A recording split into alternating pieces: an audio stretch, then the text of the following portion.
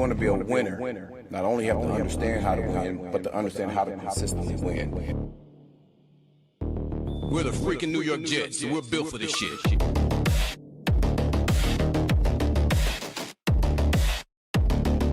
That's our brand of football.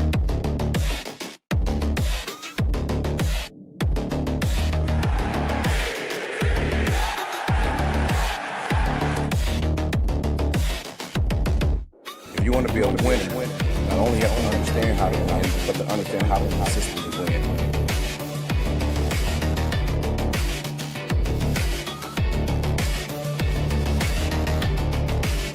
We're the freaking New York Jets, and we're built for this shit.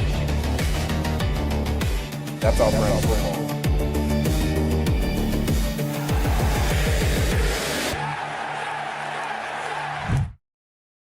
Sadly, the New York Jets fall to 0-3 today.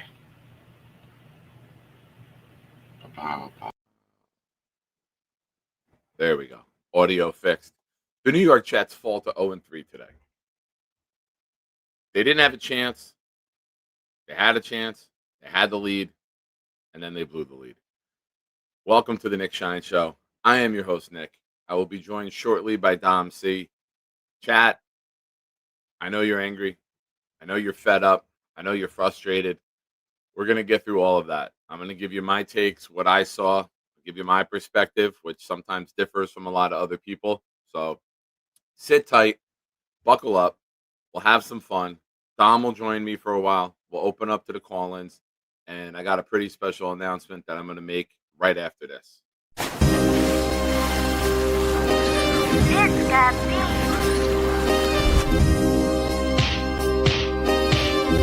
Gentry covered in football!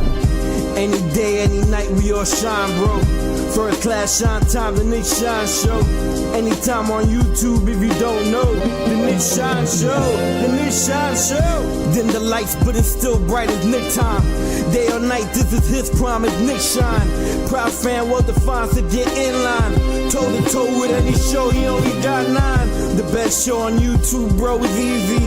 We talk Jets all day, please believe me. Subscribe, you just gotta click a family. We not a click in 3D.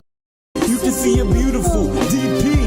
We see through the fake teams and the tea leaves. So we pray for a coach and a QB and hope that we close to the top in the new league. A toast to the host with the most, Nicky. Who, me? Any day, any night, we all shine, bro. First class shine time, the Nick Shine Show. Anytime on YouTube, if you don't know, the Nick Shine Show, the Nick Shine Show. Fantastic. Not fantastic today for the Jets. Bit of a letdown. Multiple letdowns throughout the day. First things first, hit the like button. If you are new here, please subscribe to the channel. We have a couple announcements that I'm going to be making in a little bit. But first, I want to get through some things. Obviously, the injuries. Quincy Williams leaves the game with a shoulder. He jogged right off the field. They knew something was wrong. I'm sure we'll have more on that in the upcoming days. Marcelino with a hamstring. Glenn said he'd be okay. Sauce left the field and was back on at the end. Nicky noticed it. The last 2 plays, which were a run and a kneel down, that Sauce was back out there. So that's a good sign. Shouldn't be any long-term, anything lingering with him, especially with the wide receiver duo that we have coming up on Monday night. Now, a couple things that I want to cover. Glenn said they fought their ass off. Second half, they made not major adjustments. They kind of stuck with what they wanted to, but they had to go a little more up-tempo, throwing the ball more. There are no moral victories. They're looking ahead to the next challenge. Tanner Angstrand at halftime, getting more comfy with the calls for Taylor. I thought they opened up the game really well.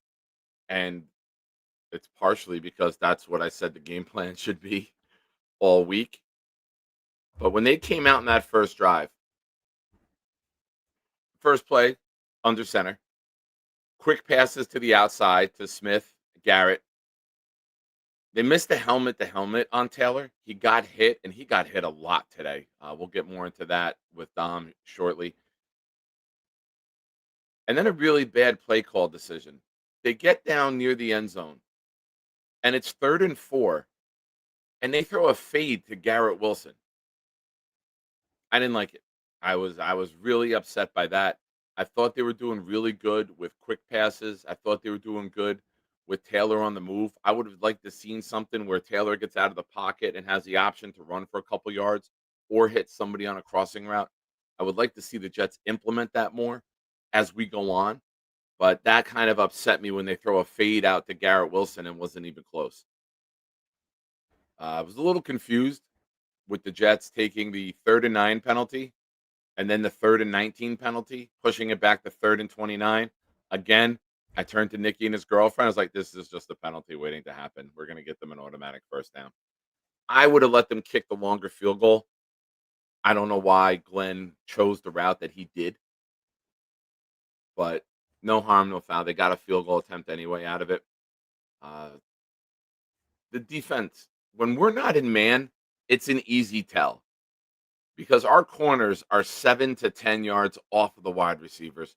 You saw Tampa Bay picked at it. At the second, our guys were deep, quick passes, bubbles, rocket screens, whatever you want to call them. They were just getting the ball out quick for catch and run, trying to make us tackle in the open field, which we do not do very well. We saw the massive over pursuit on one play. We saw missed tackles. We saw guys diving and shoulder chucking.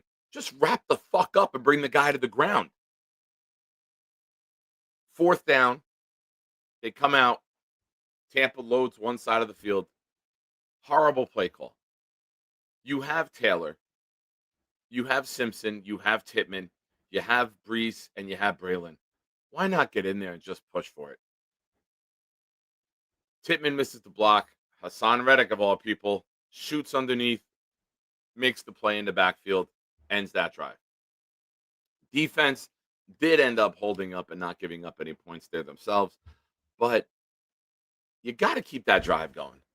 I don't understand why it's been multiple times now, once with Fields, once with Taylor. The New York Jets voted for the tush push and have yet to utilize it. It makes no sense to me. It's asinine, to be completely honest with you. If you're going to vote for something, put it in your fucking arsenal. Now, we get down 23-6. Everyone thinks it's over. But the Jets start to show a little bit of life. They start getting some stops. They get the ball back. They get down. They score.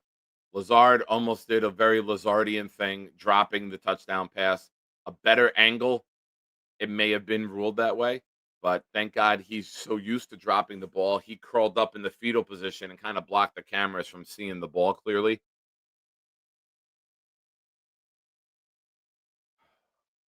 And then we're driving down the field. They're driving. I'm sorry. All they need is a field goal. And I said to my kid, and I have a video of it. I said, Will McDonald's going to block one. He's going to block one. He came close before. Vilma even mentioned it. And then the Jets, shout out to Banjo, moves them inside. And you saw that leaping over a car has dividends. He leaps over the guard, blocks the kick, and does what is sadly one of the most memorable and to be forgotten plays in Jets history.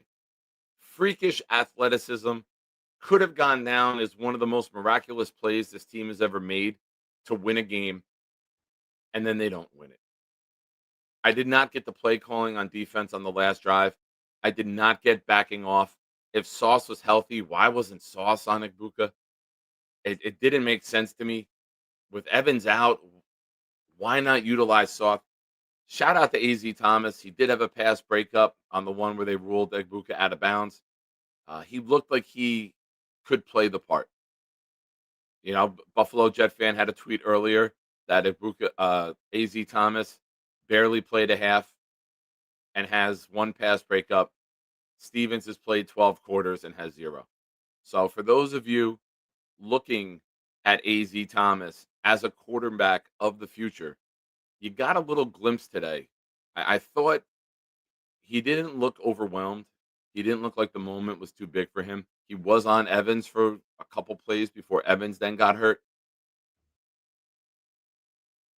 Yeah, Nate, 100%. I don't know why you would leave Egbuka running a route at Cisco, standing there flat-footed, easy pitch and catch. And Egbuka, if he wanted to, could have just turned that up the sideline and took that in for a touchdown. I thought he kind of floated himself out of bounds, but that's neither here nor there. Disappointing, to say the least, right? We want to win.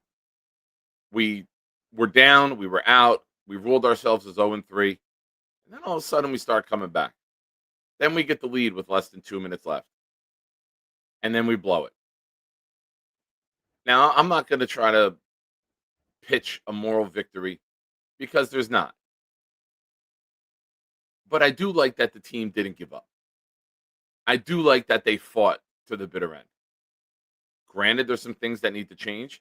Granted, there's some things that need to get rectified. Play calling needs to be better. I think Aaron Glenn will have a bigger hand in what Wilkes is doing. I feel that the defense doesn't get into a rhythm when they're switching back and forth from man zone as much as they are. I would rather see more man and let them just fucking sink or swim with it. Ladies and gentlemen, you're watching the Nick Shine Show. Make sure you hit the like button. If you haven't already, please subscribe to the channel. I'll be joined in about 10 minutes or so by Dom C. His son had a soccer game, 7:45 on a Sunday. Well, I don't know what that's about. But he'll be home in a few minutes. He'll hop on. Super chats, as you know, cut the line. Like this right here with Ricky New York. Nick, wish I could have met you. Glad you didn't suffer through this bullshit in the heat. Play AZ. Ricky, I would have been fucking miserable. I hate the heat. And with that heat, I would have been miserable. I would have left. I would have been one of the people needing medical help. I do not deal well with heat like that in any way, shape, or form. So shout out to all of you that endured that today. And from all the pictures, the videos on all the different platforms, looks like you guys had a great time. And let's be real, as Jets fans, it's more about the community than it is the team at this point. So I hope everyone who traveled gets home safely. And until the next one. The next one being Carolina. We have that coming up October 19th as Maniac Shiner outing, our first one together, Jake and myself. So looking forward to that and looking forward to all you coming. We will have some new info. You've heard about the tailgate situation at MetLife and how the state police are cutting down. It's going to be BYOB, and we will figure that out. But I did talk to Joe. He's going to get back to me after he gets back from Tampa. We'll have a final price. It'll be a reduction, obviously, since they're not supplying alcohol anymore. I will get a cooler. For those of you traveling or taking the train, I will get a cooler and a couple bags of ice so you guys can throw it in there when you get there. I know no one wants to travel with a cooler, but if you throw a bottle, there's water and soda that they'll still provide. So we'll talk about that as we get closer. We'll have Gator cook up a new flyer. And for those of you that sent money, obviously, I will send you back the difference once Joe gives me the final price. Oh, man. This one stinks. I'm not going to lie. For those of you, Ricky New York, you are on the wheel for 2 entries. It's Sunday. It's Shine Time in prime time. Everything is double tonight. At the end of the show, we will be giving away a Joe Namath mini helmet. We'll be giving away that at the end of the night. For the last 3 weeks, all of your raffle entries have been coming up to this moment. So make sure you get that in. And I do have something on a personal level that I would like to discuss right now. A good friend of mine, his son was diagnosed with cancer, brain cancer, over 445 days ago. And he just got to ring the bell about a week and a half ago. He has been declared 100% cancer-free. This is my buddy here, JP. So the New York Jets linebackers, McCrory Ball, Quincy, and Sherwood showed up at Morristown Hospital, showed him some love. They named him an honorary captain for the Cowboy game. He's going to be there on the field for the coin toss. And he's got a rough road ahead of him. And his dad called me up yesterday. We talked for about 20 minutes, and he wanted me to put this out there to just let all of you know how thankful they are for the Jets. They're a Giants family. So I said to him, it's pretty cool that like the game that you get to go to, you're playing the Cowboys. You perennially hate the Cowboys. So this is kind of a blessing in disguise that like you get to go, even though you have to wear all the Jets gear, and you get to root against the Cowboys. So it's a cool little moment for JP. He's got a rough road ahead of him. He is cancer free, but he does have to basically learn how to walk and get everything, all of his physical attributes back in order. So here's what we're going to do tonight. Any profits from the show tonight, from super chats, from gifted memberships, I'm going to push over to JP, give him a little more money in his pocket, allow him to get some things he may need, maybe some things he hasn't, the family's put off. So, ladies and gentlemen, everything tonight, profit from this show. If you want to send Venmos, if you want to send Cash App instead, I will push that along to his father immediately. You still get your entries on the wheel. That won't be affected, but I'm not looking to make a dollar tonight over anything. This is all going to go to JP. This is all going to go to helping him put a smile on a kid's face who just went through a really hellacious 14 months.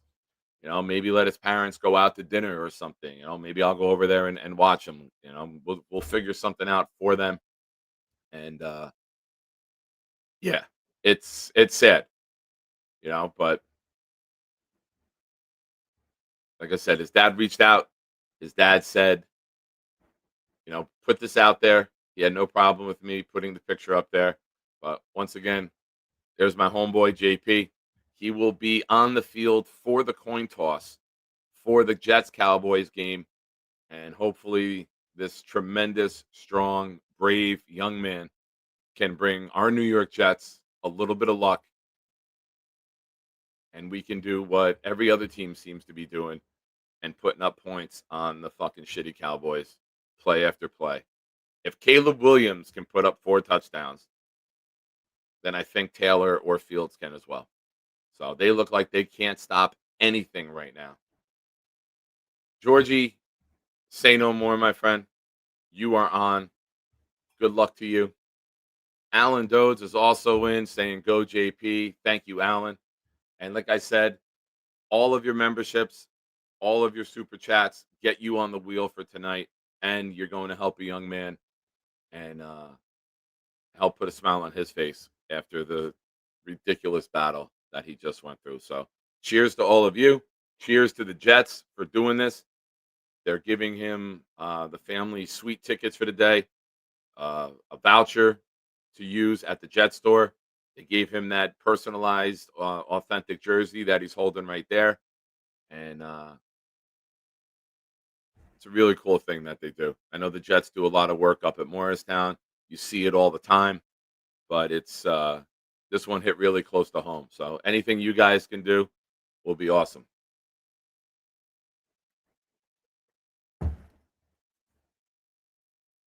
And because I really don't know how to segue out of that. Welcome, my friends. It's a shine time. Shine time. It's time to talk about the Jets. Don't you know it's shine time? Shine time. It's shine time. Time to be with my friends. Hey, have you seen my toe? I have not seen my toe. Have you? All right. Now, I love the passion of the Jets fans. You can hear it today down there. You can hear the fans early on. You heard the Jets chants before the game started. You heard the crowd when the comeback, and then they took the lead. I will say this until the day I die.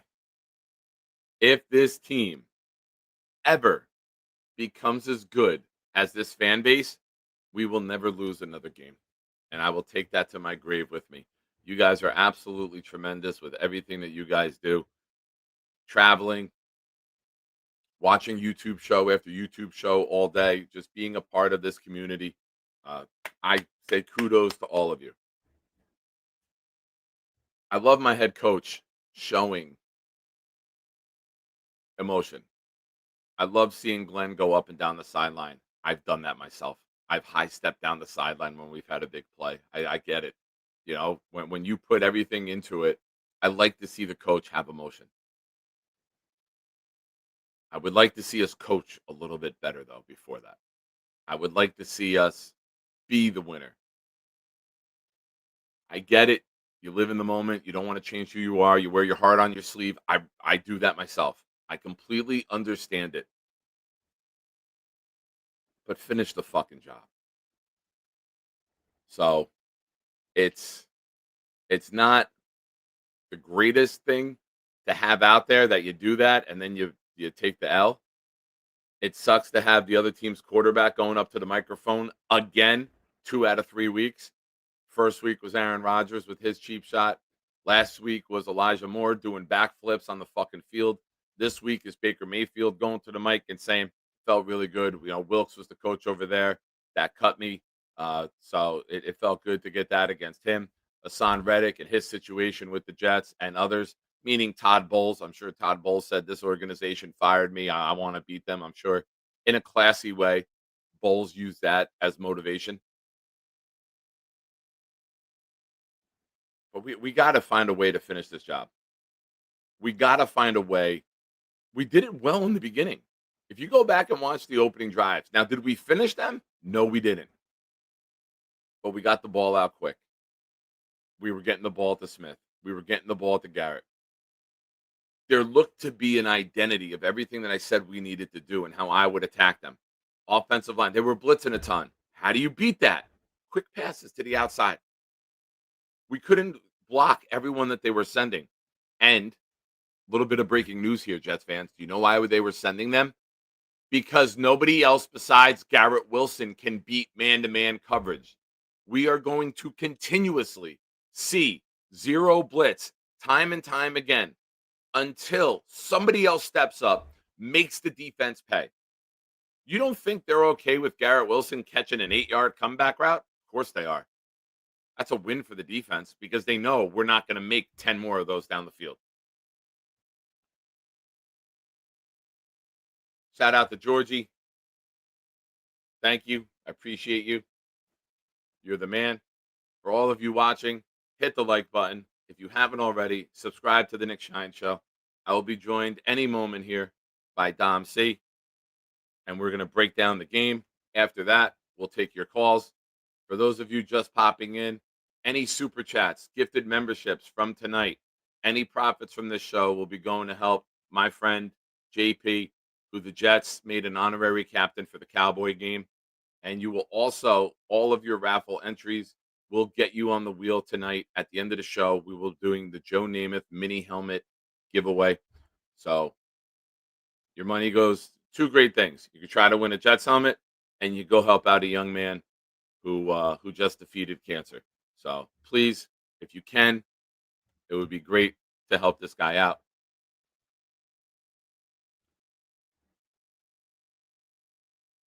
And shout out to all of you who have already. Ricky, I saw your comment about giving it your raffle entries to Maze. That is done.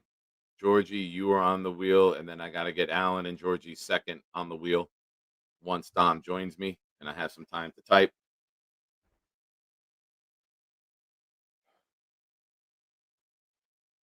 I didn't think Josh Reynolds would be that valuable.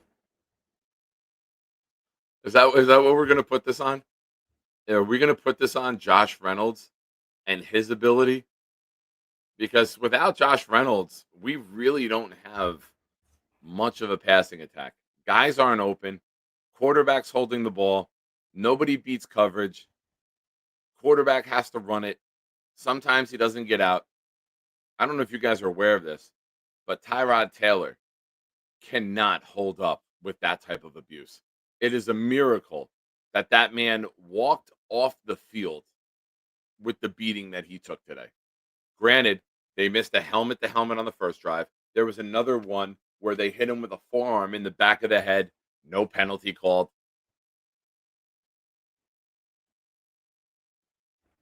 Curly Norman with a question. When do I think we make the playoffs?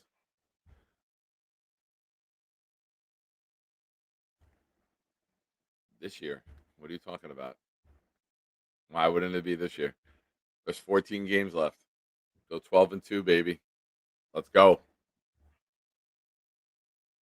So some of the positives that I saw today. Quinnen Williams. Quinnen Williams is playing at an all-pro level. He was dominant today. I know it was against a couple backups on the offensive line. But there was times where he was just unblockable. It sucked to lose Quincy. When you jog off the field and never come back out, and they say it's a shoulder, you hope you didn't break a collarbone. You hope that nothing snapped. Sauce returned. Michael Carter keeps getting dinged up.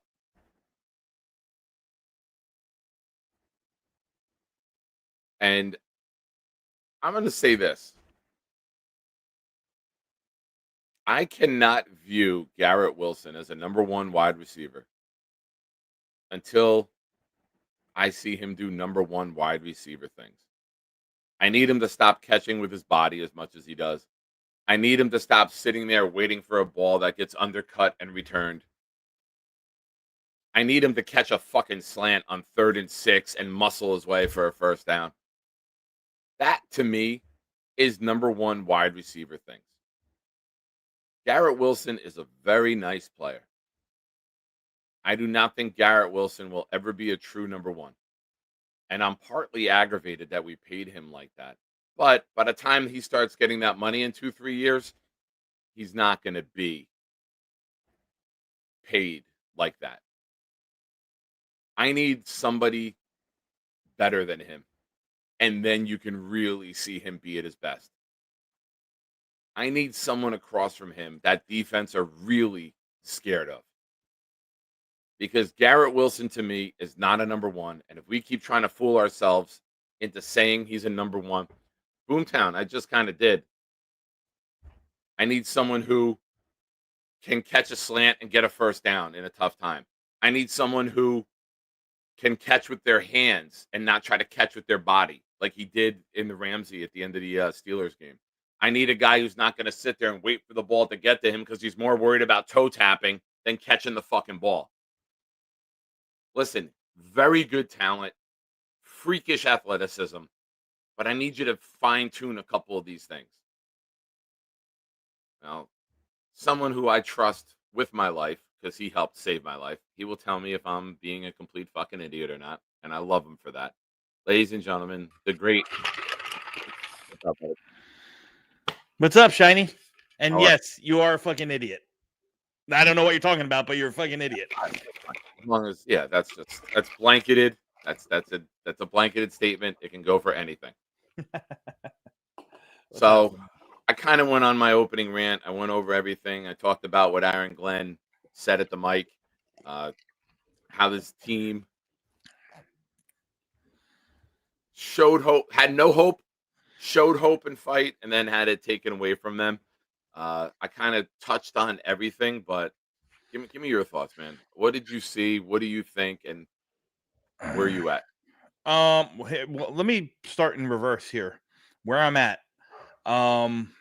Hey, Alan. What's up, pal? Sorry. Saw it in the chat. Where I'm at, I mean, I had zero expectation going into this year, right? So I wasn't too high. I wasn't too low. Knew that this was going to be a tough sled. Just trying to, me personally, I'm just trying to mush through, Jets Twitter for the next 15 weeks and see what happens.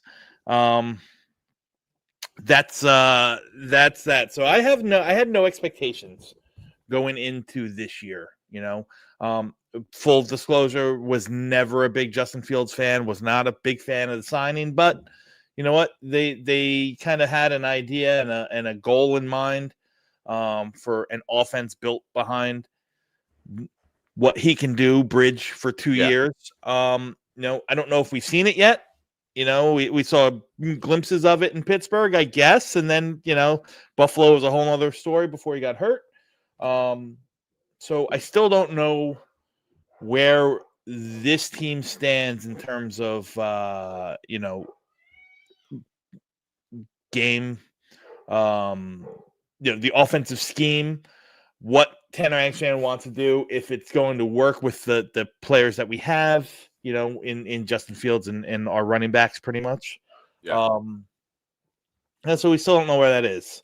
The defense is, listen, I'll say this, Nick, and I've said it for a couple weeks and it. I think that our team, and I get pushed back on this, and that's fine. I think that our team is void of talent. We have a couple good guys at the top. You know what I mean? And I'll say this. I think that the Williams brothers are dogs. I think they're absolute dogs. Both Quincy and Quinnen will give you everything they got play in and play out. And I think the rest of the team right now is a little bit soft. And no one that you can really depend on outside of those two.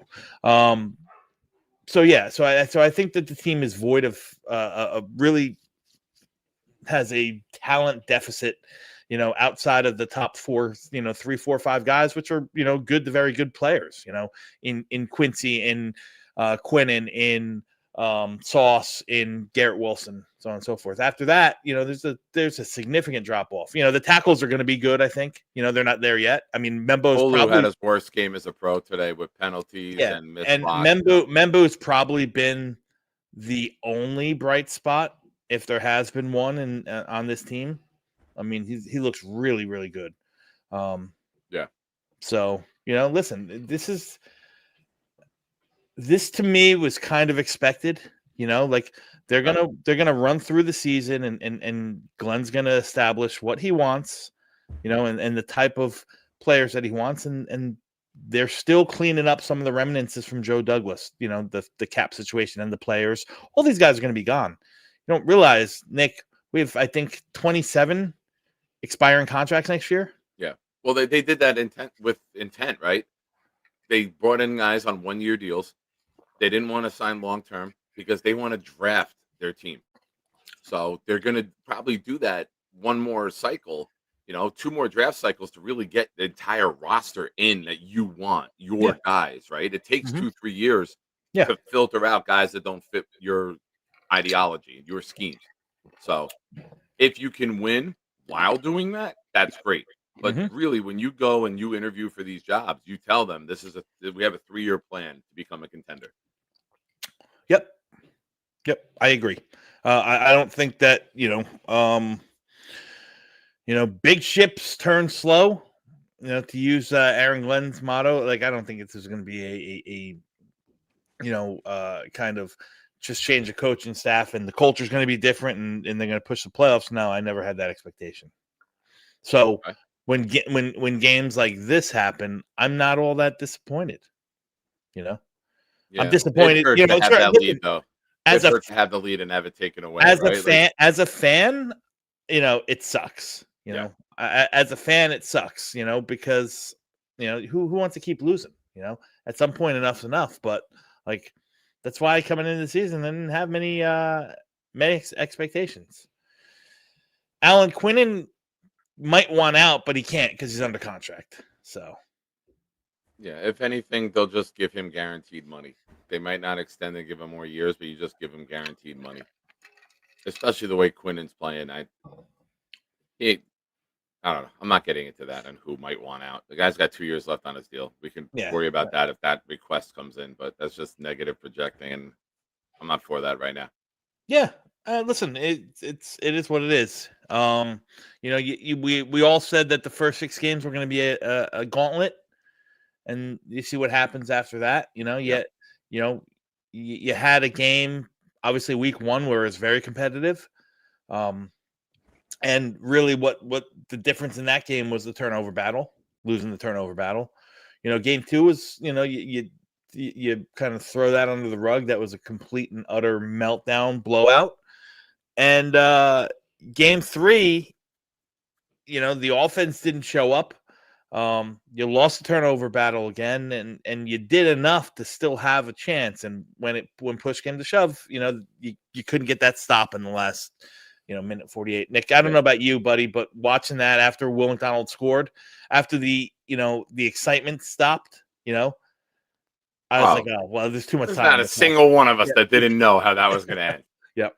So. But to have that moment was fun while it lasted. But we all said it, dude. We said we want to be competitive, right? And however it happened today, competitive, right? We lost on a 60-yard fucking field goal, and then we lose today on another field goal at the end. So in 2 out of the 3 games, they've been competitive. You may not like the outcome. None of us do. Yeah. But part of being a young team and part of being a team on the come up is learning how to finish these games. Coaching staff needs to as well. I think that Angstrom got better as the game went on. I think that they didn't try to baby Taylor. You don't have to baby him, right? When you're down, you got to coach it differently. Hey, we got to go. Maybe use that approach early in the game and get a lead and allow your defense to play with the lead instead of us constantly being down. So I would like to see a little bit more, and you can do it against Miami's defense. You can push the pedal to the metal a little more. I don't want to see them coaching scared. Fucking let the guy throw. If clearing out and spreading out is when Taylor can be at his best, do it. But we'll get more into that. Give me your thoughts on Glenn. I don't really have any yet. Like I said, I'm not going to. I think it'd be a little premature to form judgment off of 3 games coaching in the NFL. Okay. I will say this. Whether or not it was the right time, I think we're 0 for 4 on 4th down going for it. Yeah. I like that kind of. I wonder if there's too much machismo going into that. You know what I mean? Sometimes the better thing to do. Our good friend Buffalo Jet fan pointed out, why did you vote yes for the tush push and not utilize it? Yeah. Yeah, exactly. So, if you're going to go for it, that's fine. But, sometimes the best offense that you have might be, playing defense, pin them down into the, 2-yard line or something like that. Drop a kick. Listen, I think that Glenn is going to be, the seal of approval or disapproval is going to, it's not going to be after this year, because I think his disapproval is going to be low. Remember the first year of Saleh, everyone wanted to, fire Ulbrich and this and that, and and now you're going to go through the same things. It's going to be fire, Wilkes and Aaron Glenn doesn't know what he's doing, this and that. And then another year under the belt, things will get a little bit better. You get more of your guys in there. The guys get used to playing for you, so on and so forth. So I think he's going to be defined on how he stands at the podium, because if there's anything that rubs me wrong, it's the way he stands up there at the podium, right? Okay. Because he's picking. He is going to, not back down to the Rich Siminis and the Brian Causes of the world. Yeah. And it's gonna, it's just a shot at Simini again today. Did you catch that? Yeah, absolutely he did. Simini asked him, what about Sauce? He goes, he came back in the game. Maybe you should pay attention to that. Something along those lines. Yeah. But shout out to Nate. I don't know why. I wanted to be nice to Nate, but then Nate is Nate. The only thing worse than a Jets loss is realizing this is the only Jets content on Sunday nights. By the way, can you ask why the Jets paid Sherwood over Quincy? Nate, thank you for being a member of the channel for 17 months. And thank you for this sweatshirt. It is my new favorite sweatshirt, and I will wear it as much as I despise you. I will wear this with a smile on my face.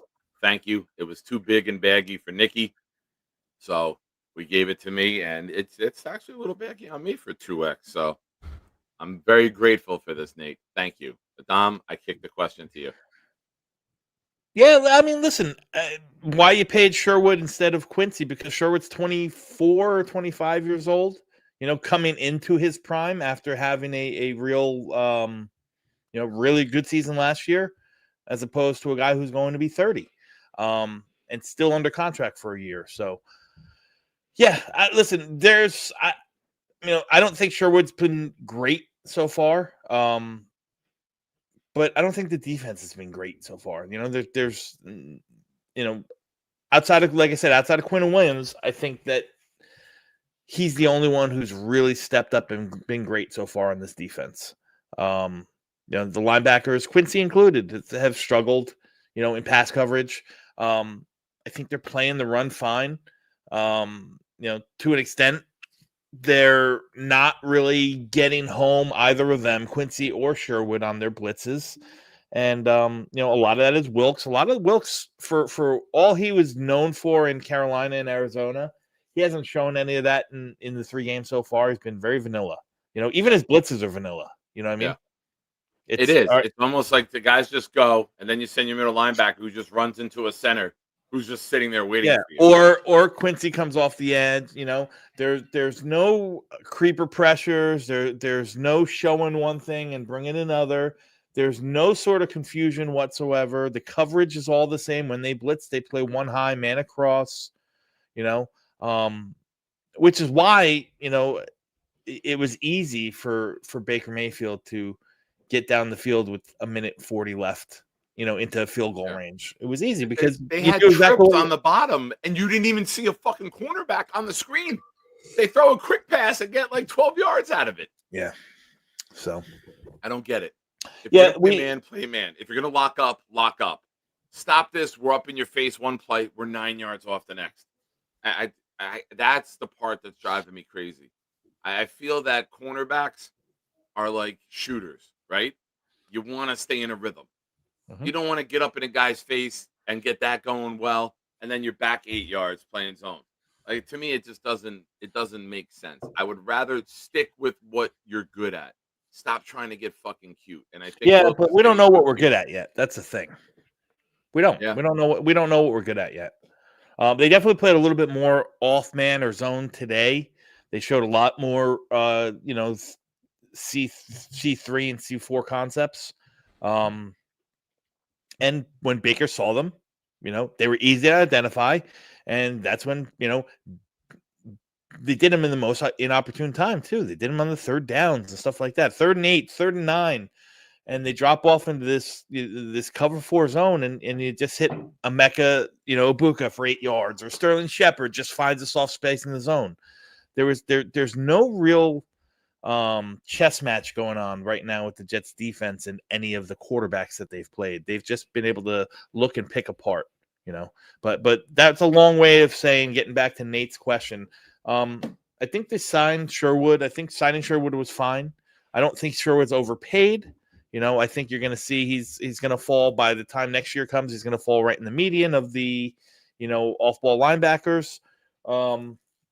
And yeah, it's a new system and a whole lot going on with not a lot of talent on that field. So I think we have to take everything you see this year with a grain of salt. All right.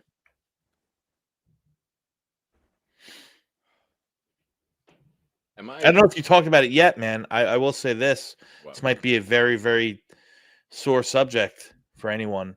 But and listen, there's a lot to criticize over 3 weeks of the Jets. Yeah. But for some reason, I think this guy always kind of gets a little bit of a pass. I need to see more from Garrett Wilson. I was ripping him as you came on. I need to see not more like listen, like, he's getting 40% of the target share. Like, not more like that, but like step up and be the alpha. If you're the alpha on this team, you need to step up and be the alpha. That's right? exactly what I was saying when you came on. I said, if I'm wrong, Don will tell me. I need to stop seeing body catching. Right? Catching with the body against the Steelers game is what allowed Ramsey to get his helmet on the ball and pop it out. But he's done that his whole career. I hate it. That jumping and catching with the body kind of thing. I hate it. Yeah. Snatch and pull. What's the point of doing all these hand drills if you just want to catch everything? Listen, I thought it was an awful decision for Tyrod, or Tyrod, however you want to say it, to make that throw from the far hash across to the sideline. I thought it was a bad idea. But you got to react. You got to know that's a floater, and I got to go high point that, and I got to go get that. Yep, you're absolutely right. Because even if you take a couple steps and be aggressive with it, maybe Dean runs into you and you can get a cheap, personal foul. You're making a play on the ball, but when you're just sitting there waiting, bro, it was an absolutely awful ball. It was an absolute awful decision to throw that. With 45 seconds. Because the timing was off, right? He was back. He wanted to throw. He got rushed. He stepped up, and then he throws it, and it floats.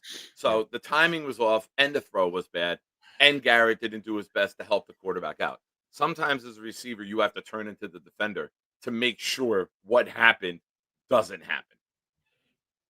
Yeah. So a lot of 3 wrongs on that play. So, and that is literally, you can point at that and say that's the play that changed and caused the game.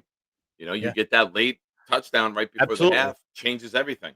Absolutely. You're absolutely right. I think that is the play that really, really, kicked the Jets in the dick, if you will. I like it. Yo Home says we gotta watch the tape. All right. Here's the thing, though. When you watch the tape, let's get better. I don't want to see the same mistakes week after week after week. Now, something I saw a little bit of today.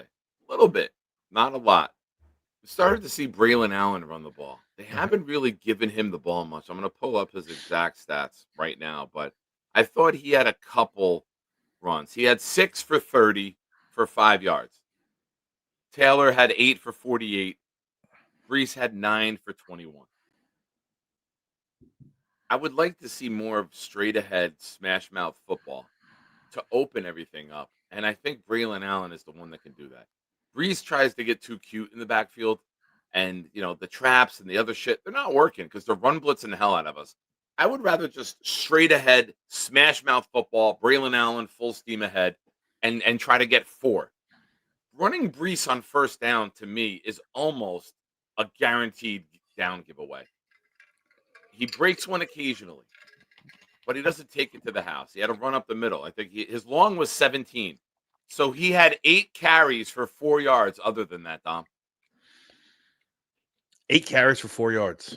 Yeah, he had 1 for 17, and then he had 8 for 4. He ended up 9 for 21. Unbelievable. Well, I mean, M123 is saying our O-line sucked. Yeah, but Allen went 6 for 30, averaging 5 a run. So is it just the O-line? Is it the running style?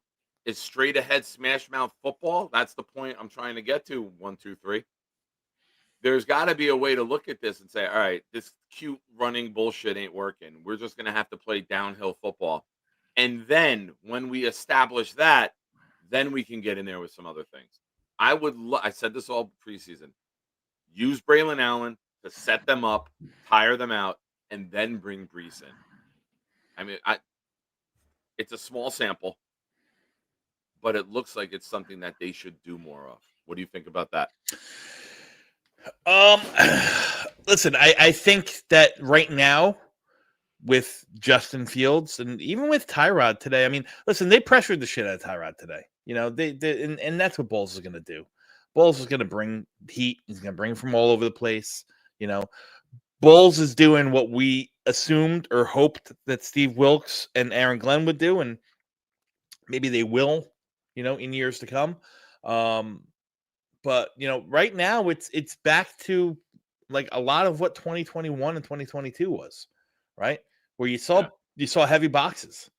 You saw heavy boxes and you saw a lot of run blitzing because no one trusts no one challenge. They're going to challenge a quarterback to beat you, right? That's what Buffalo did. Buffalo said, Justin Fields, go ahead, throw the ball, beat us. And guess what? He wasn't able to, And today, they just, like I said, you knew that you were going to come into a lot of pressure from this Tampa Bay defense, and that's what they did. Bringing safeties, bringing corners, bringing slots, mugging up and not knowing who's coming, so on and so forth. So they just confused Tyrod Taylor. I think Tyrod had a lot more time to. No one's getting open. No one can beat man. They don't have enough weapons. I was saying earlier, is Josh Reynolds not fucking valuable that Josh Reynolds goes out and all of a sudden we can't move the ball consistently? Yeah. It's the only thing that's changed. We had Fields for week 2. We didn't have Reynolds. Reynolds has been out the last 2 weeks, and the offense can't be consistent. I'm being facetious when I say this, guys, but I mean, what else is there? Josh Reynolds is the only thing to go missing. Boomtown question: if Wilson isn't a wide receiver number 1, what trade compensation would you accept for him if the team? You're not Gonna move him. You, They just you can't extended move him. Boom. You just extended him. You're doing salary cap suicide if you do it. It's not even a question. Yeah. Yeah. Shout out to Swamp Ranger, a super chat. Guys, also, if you're watching, hit the like button. For those of you getting here late, all the profits from tonight's show will go to helping out my friend's son, JP. He just defeated brain cancer. Shout out to the Jets who went to Morristown Hospital. They named him a captain for the Cowboys game. All profits from super chats tonight and gifted memberships will be going to JP. At the end of the show, we are still doing a Joe Namath mini helmet giveaway. So make sure you get your raffle entries in. All raffle entries, $5 super chats and up, gifted memberships are doubled. So get everything you can in. And tonight, it's not going to me or the show. It's going to a great cause. It's going to a young kid who just kicked the shit out of cancer's ass. So shout out to JP and shout out to all of you. So Dom, Swamp Ranger says, give us a Fernando Mendoza breakdown. Now, I watched 3/4 of that game last night. Yeah. I'm smitten. Yeah. So I'm smitten. I've been a Sellers guy. You know this. I've been. But now it's Sellers or Mendoza. I'm there with both right now. I've been talking about Mendoza for a while. You have. And it was actually just recently that I finally got through all of his 24 tape at Cal, and it was wonderful. Yeah. So you want the breakdown on Mendoza. He's 6'5", 235 pounds. So he's got the NFL size. He's got a really, really good arm. It's not Ben Roethlisberger, howitzer good, but it is a plus NFL arm. He can throw it with zip. He knows how to layer it over the linebackers into that second level when he needs to. He can throw at pace. He throws with anticipation. Indiana's asking him to run RPO, and he runs that flawlessly. But the thing that you get from him that you're not getting from a lot of quarterbacks, and for those who just became familiar with Mendoza yesterday, as they watched him, destroy the number 9 team in the country, you watched a guy who understands how to play quarterback, who can feel, it's very poised. His internal clock is there. He gets through his progressions. He can go 1, 2, 3 back to 1 and make a throw into an NFL window to the backside. He does that all the time. To me, the processing is elite. And, although he might not be the most athletic guy in the world, he's not a statue, but he's also not, John Mateer or anything like that, where he's going to be a true dual threat with his legs.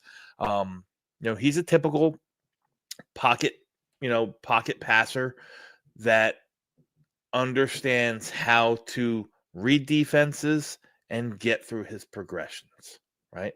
And if there's anything that I want my quarterbacks coming out of college, it's exactly that. Gotcha. I'm looking for a comment.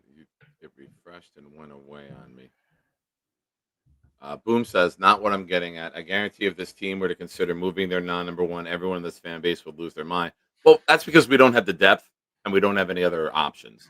So you're getting rid of your one guy who can beat man. Just because he's a number 1 to us doesn't mean he's a number 1 blanketed over the league. And that's what I'm saying. If you match him up with number 1s on other teams, you're going to take a lot of the other teams' number 1s. If you match them up, if you wanted to go down a list, and maybe we can do that one day, match him up against Chase, you're taking Chase. Match him up against Jefferson, you're taking Jefferson. Match him up against Devontae, you're probably still taking Devontae at his age. Puka, you're taking Puka. There's a lot of guys you're taking ahead of him. Yeah, AJ Brown, DK Metcalf, Malik Neighbors. I mean, to me, Garrett Wilson's Devontae Smith. Number 2, right? AJ Brown is the main guy. You know, he's going to draw most of the attention. Devontae's the speed. He's the complement. He's Robin. To me, Garrett should be a Robin. But for us right now, with where we are, he's got to be utilized as Batman, and I don't think that's his role. Johnny, I didn't say 32 wide receivers. Well, Nobody said 32 wide receivers, guys. Don't take your words and take them as mine, Johnny. Excuse me. That's not what I said. Let me rephrase what you were saying. As this team is constituted right now, he's not, he can't carry the load. If you had a quarterback, if it was, if you had a sufficient quarterback that could, pick apart, he might be able to get away with, being a low end number 1. He's probably still a top 20 receiver in the league. I'd say he's probably around there. And I'm not saying he's bad. I just I want to see some. You expect more. That's it. I expect more. All right. Jets, Johnny, you're right. You have no quarterback that can get him the ball. But Johnny, I didn't say there's 32 wide receivers better than him. What I'm saying is I'm taking Amon-Ra St. Brown above him. I'm taking Devontae, Jamar Chase, Jefferson, McLaurin, Lamb, Evans, DJ Moore, he's on par with. I'm taking Brian Thomas Jr. over him. I'm taking Drake London. I'm taking Marvin Harrison Jr. I'm taking Puka. I'm taking Malik Neighbors. I just reeled off easily a dozen guys. What I'm saying is he's a Devontae Smith. He's a number 2. He's a speedster. He's a guy that wanted to do underneath stuff, get him the ball quick. He's not that big body to get downfield. He's not going to make that over the middle catch that you need. And if he does, you're petrified that he's not going to get up.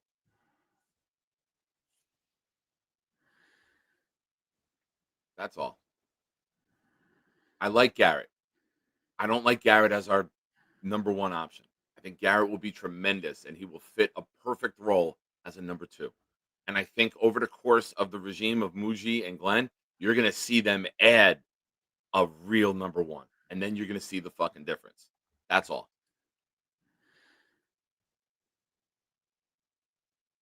Thank you. Yeah, they need that. Alan had a super chat.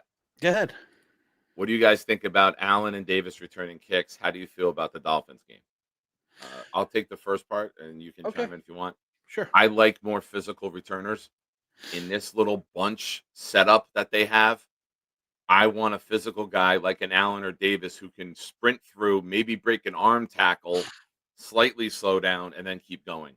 I don't want an Arian Smith or a Williams back there. I would much rather have the big physical bowling ball to shoot right through the pins. And if we block better, we're getting some decent returns, 30 to 35, but everybody's doing that. I need to see us break a little bit more. So I think a bigger guy can do that. Yeah. The way the way that this new kickoff thing works, I'm fine. I just want somebody that's, like Nick said, it's gonna, get up there, hit full speed fast, and get as much as possible. So I don't mind it. I think Kene Nwanu is a really, really good kick returner. He's special at it. The guy's returned 4 kicks in his career. So And until he gets back, that's fine. Exactly. If you want to run, if you have someone who's shifty and can accelerate like that, we don't have that besides him. When he comes back, I'm fine with him and Davis being the guys. But right now, I don't want Arian Smith or Williams back there because they look like they were just they're overmatched. Yeah. Not so much overmatched, but I don't know. Like I said, put running backs in there. They're used to having the ball in their hand and carrying it and so on and so forth in situations like that. I have no problem with having the 2 running backs back there. I actually think Isaiah Davis is pretty good at it. If you have Isaiah Davis and Nwanu back there, that's more than fine for would me. be the perfect tandem. You have your RB3 and your RB4 who are used to contact, right? And can go and run. but I don't want the skinny guys back there. I'm not a fan of it. We saw Williams last week just run across the field like he was trying to avoid contact. He only got the return out to the 18-yard line. So Yeah. not a great look. But ladies and gentlemen, you are watching the Nick Shine Show. I'm joined with Dom C.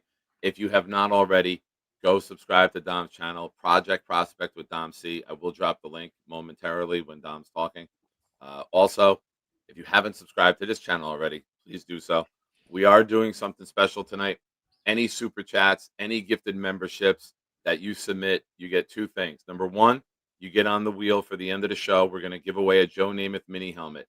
Number two, all profits from tonight's show go to help out my friend's son, JP, who will be the honorary captain for our New York Jets against the Dallas Cowboys.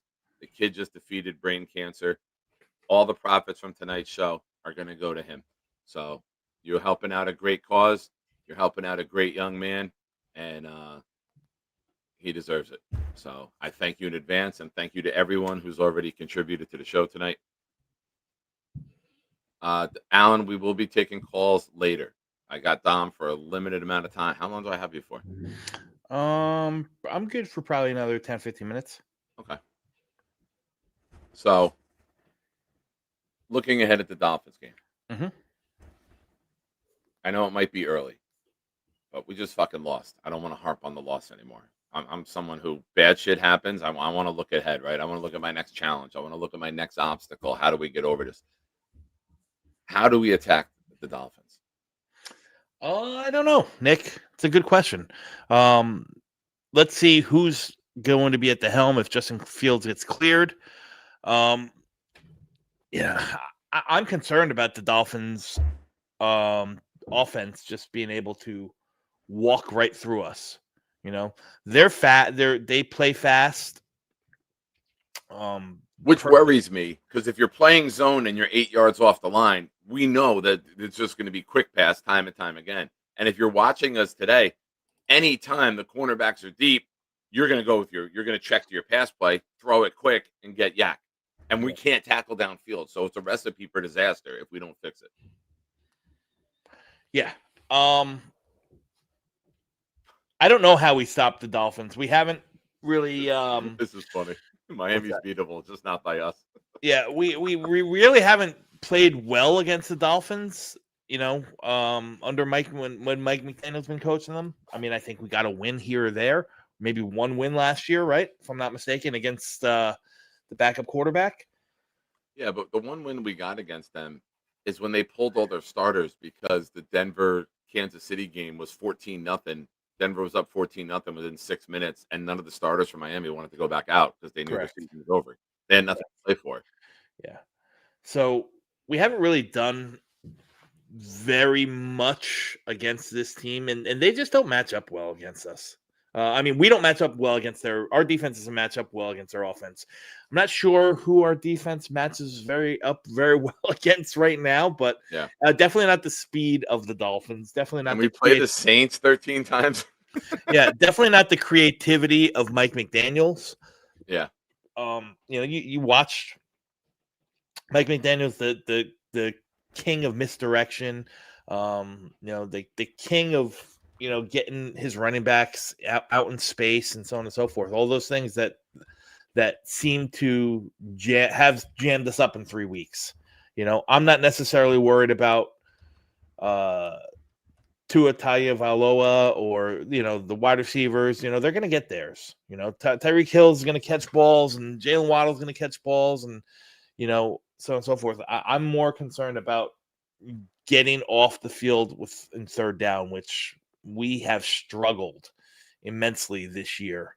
So those long sustained drives, and right now I have zero confidence in any offense that we're going to put out on the field. We don't know if it's Fields. We don't know if it's going to be Tyrod again.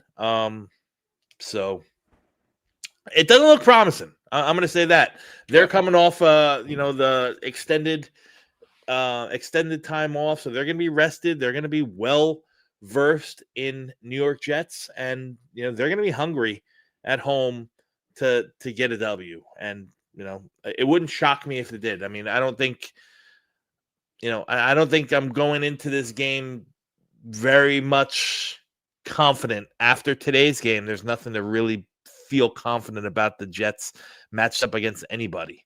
Yeah. Listen, losing teams lose, right? So until you get you get a win or two under your belt and you kind of break that cycle, it's going to be hard to say that the Jets, can win any game they have left on the calendar. Yeah. Shout out to Anthony. Thank you, Anthony, for the super chat. Hey, Nick, another heartbreaking loss, but congratulations to JP. Hope he can bring the Jets some luck next week. Yeah, he'll be out there. He will be the honorary captain. I think a couple of the kids from the hospital will be out there. Jets are doing a cool thing for him. They gave him a personalized, authentic jersey. They're going to be in the suite. They're going to be out on the field for the coin toss. He's got a $250 shopping spree at the Jet shop before the game. So a lot of cool stuff that the Jets did for him. And we will. I'm debating going just to go. I don't want to go see Cowboys fans, but if I can find a good ticket, then I'll go and support JP that day, which would be cool for that kid to be out there. Yeah. Ladies and gentlemen, if you have any questions, submit them. If there's something that Dom and I haven't spoken about today that you are interested in, please drop it. I think that listen, this is going to be a really tough season to swallow and get through. Yeah. As Jets fans, we're broken. We're beat up 14 years in a row without making the playoffs. It's almost harder to do that than to break this jinx. But right now it's not looking very good that we're going to break it this year. I think and maybe this is just like the optimist in that's ingrained in me, but like I think this team's going to look real different next year. I think they're going to be you're going to see a lot of the dead weight players that were here now be gone, and you're going to see a lot of different faces. And it's got to be for the better, right? The Jets have 9 draft picks next year. Only 2 of them in the first, like 7 of the 9 are in day 3, but they have 9 draft picks.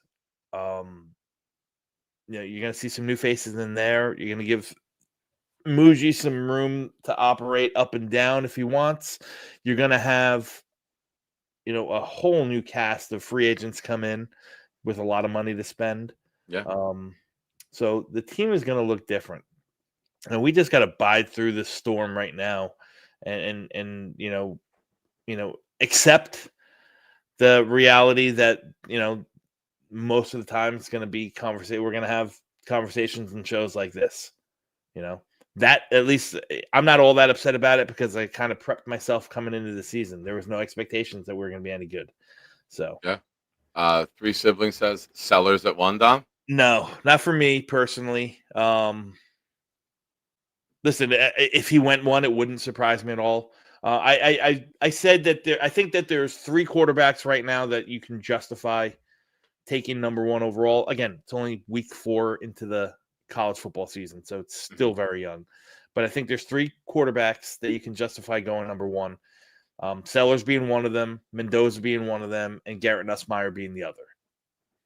Those 3 you can justify as true number 1 overall pick. I think after that there's a gap, and then there's 2 other first round players in Mateer and Dante Moore, the kid from Oregon. Are you surprised at how disappointing Klubnik is so far? Yes, very. Like, that's a guy who they were I'll say this. Let me preface by saying this. Okay. I don't think he was terrible last game. I know that they lost to Syracuse and so on and so forth, but that was a game much more on the game plan and the defense than it was on Klubnik. He didn't play terrible, but he was very disappointing leading up to the Syracuse game. I absolutely, like I said, I thought that he would be the number 1 quarterback going into this year, but it looks like he's going to be more like Carson Beck, man. Like Carson Beck coming into last season, he was destined to be the number 1 overall pick. Yeah. So you see Klubnik being like a dart, a guy that like end of round 1 somebody trades up for.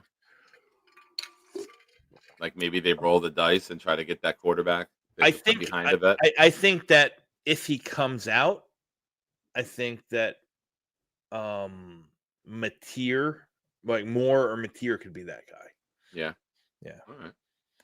All right. Alan says, Dom, why in the world would Glenn, a very good cornerback, sign off on a 3-year, $36 million deal for Stevens, a guy who struggles in turning his body around? Yeah. Well, listen, I don't have an answer for that because I don't work in the front office of the Jets, but they obviously had a relationship. They obviously thought or saw something that he was good at, that he was good at. I know that coming into the season, the thing with Stevens is that, he was misplayed or his skill set was misrepresented in Baltimore. Played a lot of zone, a lot of off coverage, and he didn't react very well. So they thought that man coverage would be his forte, and it hasn't shown to be his forte yet. So also, Glenn, I'll add to Dom's answer, Alan. Glenn has been very vocal about bringing guys in, coaching them up, teaching them better technique. And I think Stevens is one of the guys that they thought that they could coach up. Now, and I will say this about Stevens. He's the best tackling defensive back that we have. It's not a high bar to clear, though, right? He's the best one that we have on the perimeter. You're right. Yeah. Sauce is not, Sauce is great. Sauce got a concussion because he dove headfirst at somebody. Not a very good tackler. Michael Carter, I think, is, I don't know if he's ever over that, if he's still over that back injury, but he looks like a shell of himself of the Michael Carter of old. I didn't really, I can't wait to watch the game back because I didn't really focus on Malachi Moore too much. I know he got a lot of runs, but I didn't really see him make any big plays, and don't know how he was really fitting the run. And Cisco, I've seen a lot of, missed tackles and sloppy angles and pursuit angles and so on and so forth. So, that's been a little bit of a buzzkill. But all in all, I don't think the Jets have tackled very well this year. For a team that tackled all of training camp, it hasn't really applied on the field. Yeah, I'll say that I think Stevens is the best of the defensive backs. So there's that. Might be the worst in coverage, but he's the best in tackling. Yeah, well, he gets a lot of opportunities because they target at him a lot. Yeah. Ernie with a great comment. Jets pressure rate 6th in the NFL. Miami offensive line ranked 26th. Miami average 145 rushing yards allowed. We win next week. Let's fucking go. Ernie, you shoot to the top of the list for comment of the night so far, my friend. I love the mentality. Thank you for bringing that to the show. We need that right now. We're down. We're down. Not to be Debbie Downer, Ernie or Nick. Yes.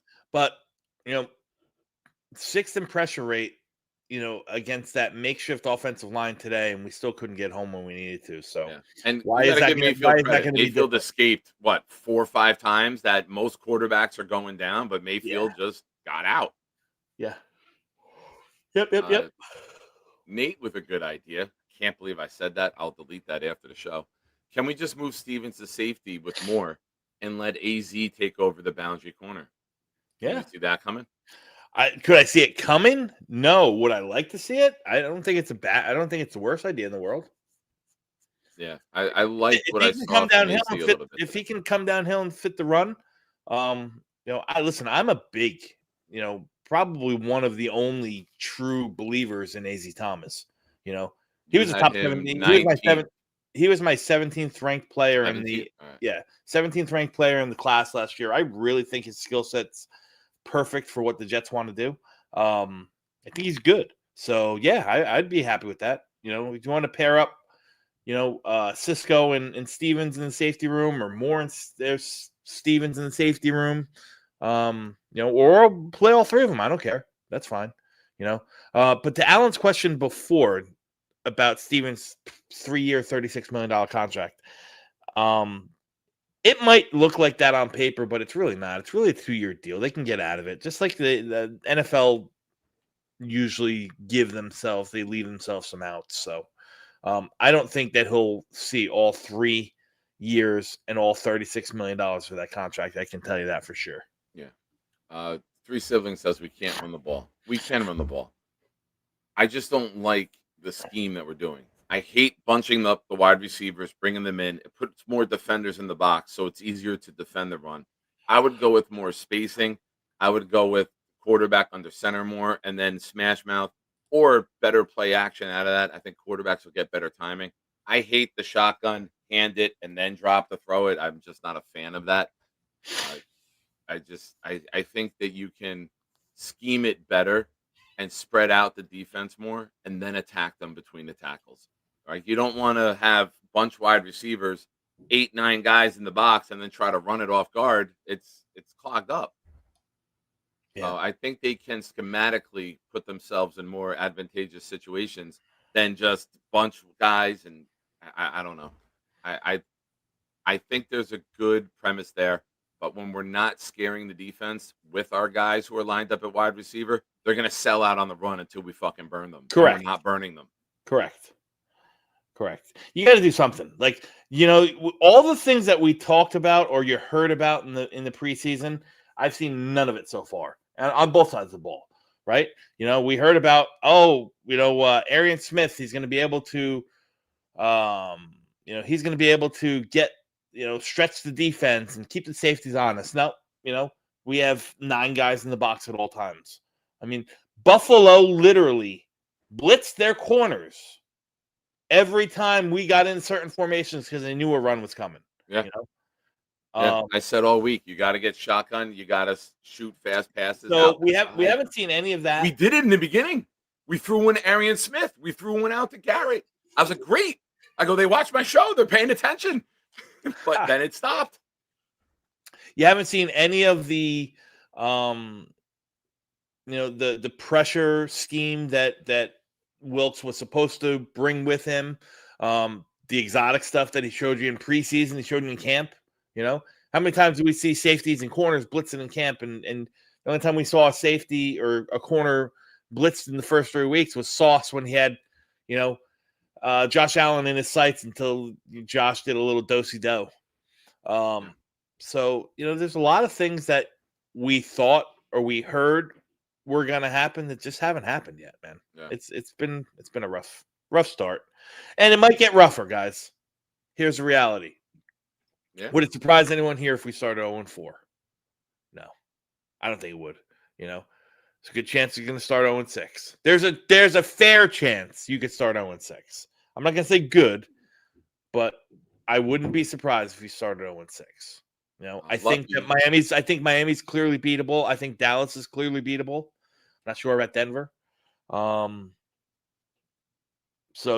there's that. All right.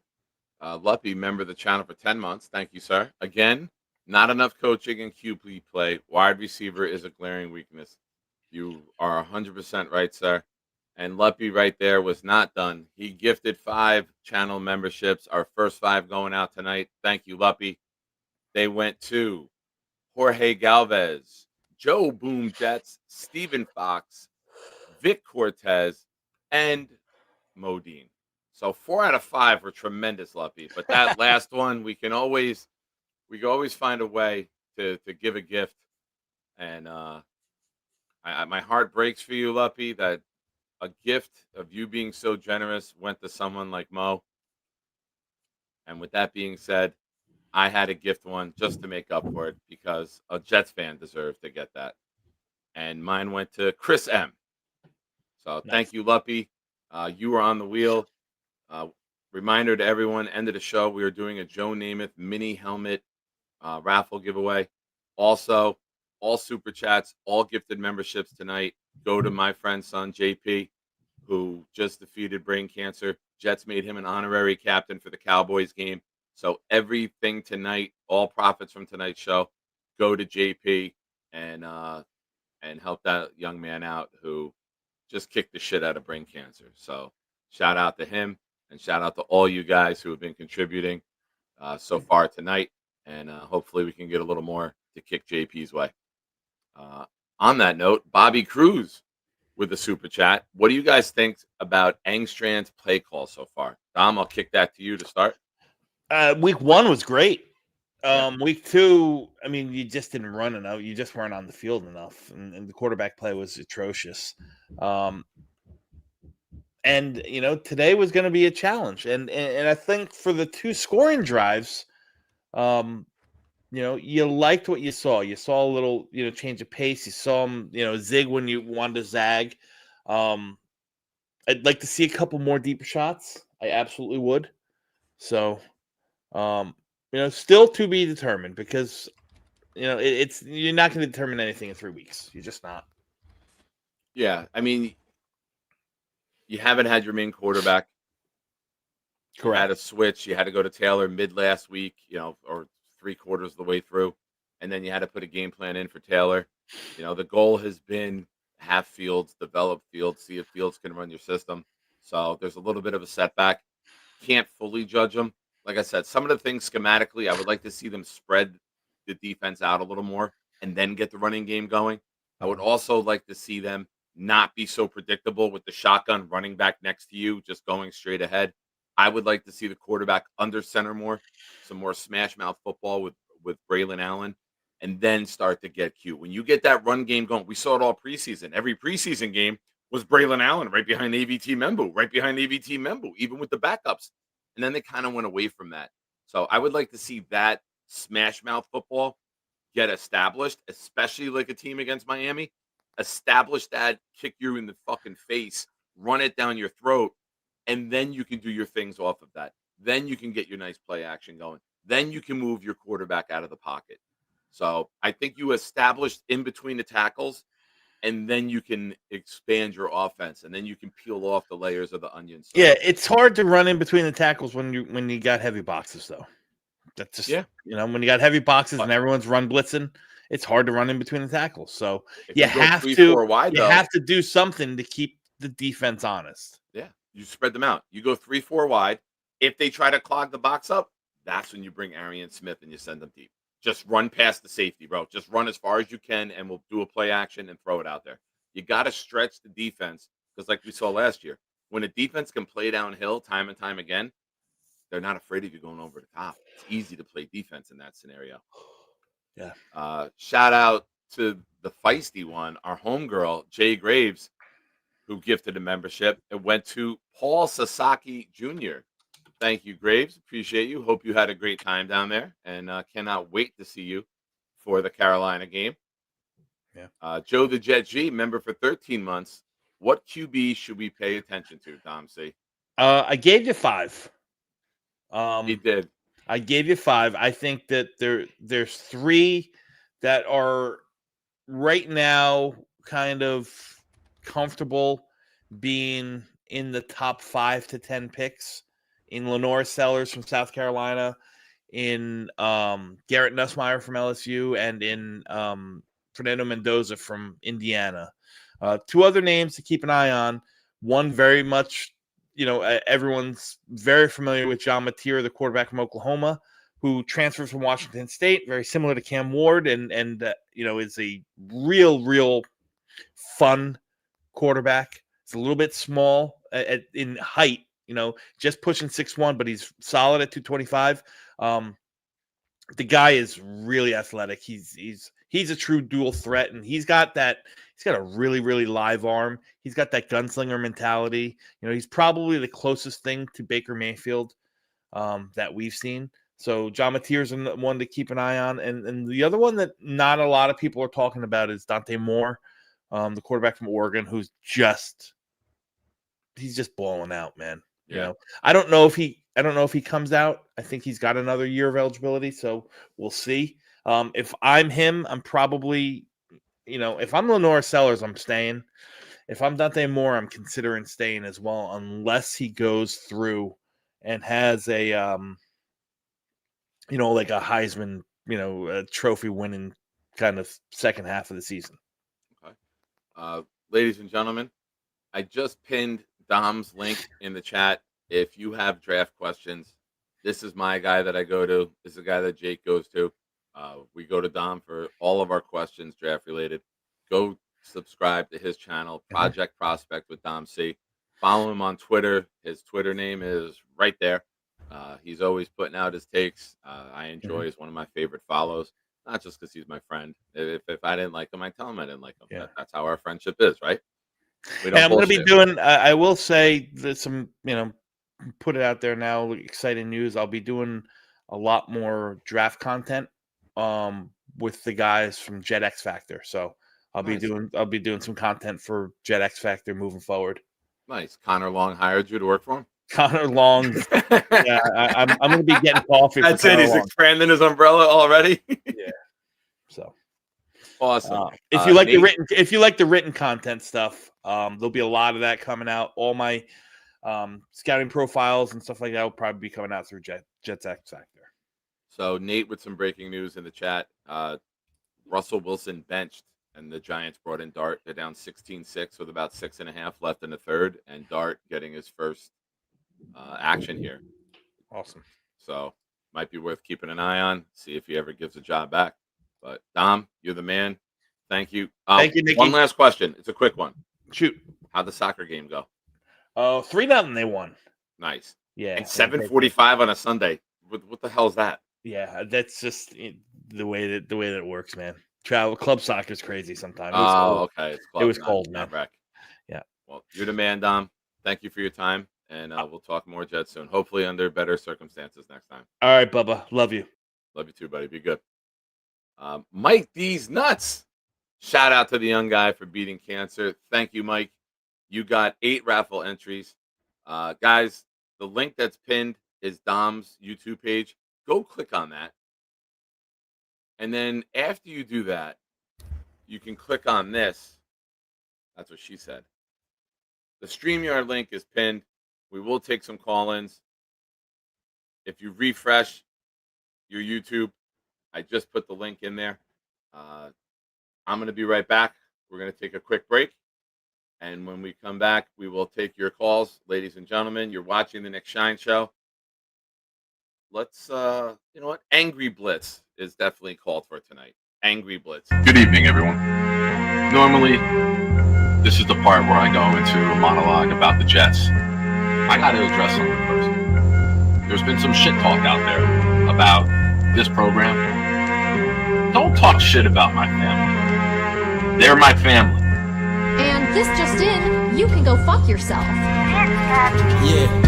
Get ready for this new showdown. I call it the anytime, any day throwdown. Nick Shine, kill these clowns till they make no sound. They lose weight, we feel great when we burn these pounds. We all know that jet green make the earth go round. Another rookie head coach, another first go round. We bleed green, each fiends hope this team win now. And twist dreams in the DP where my beats are found.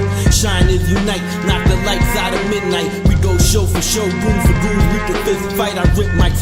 Clemens and Williams, all the dislikes. Bunch of Jets rappers out there, they ain't this nice. I did this twice. Got a sick addiction, so the green and white's my vice. I gave it blood, sweat, and tears. Yeah, I paid my price. Many years on this flight, no prescription, but I need a championship in my life, yo. For as long as I'm alive, I got your back because you always had mine.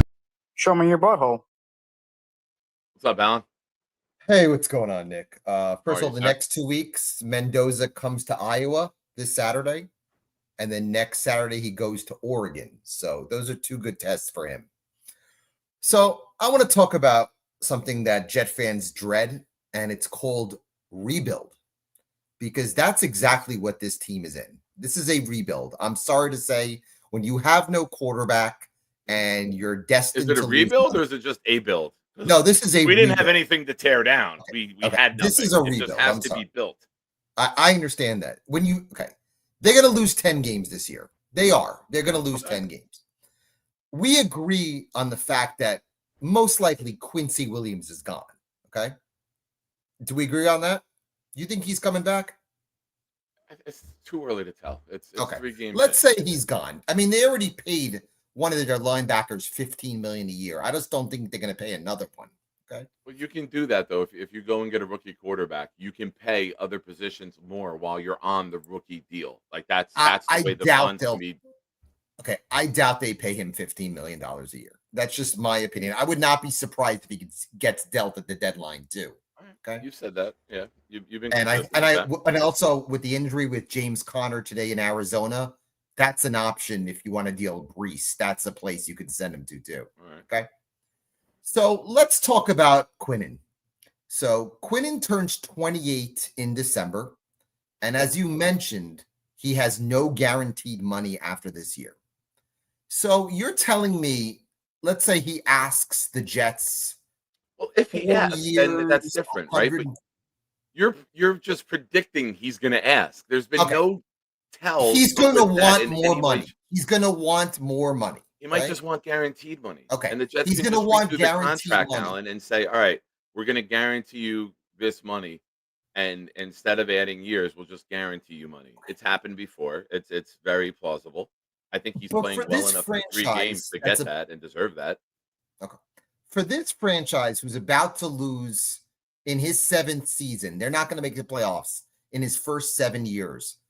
Wouldn't he want to leave? Honestly, wouldn't he want an opportunity to win?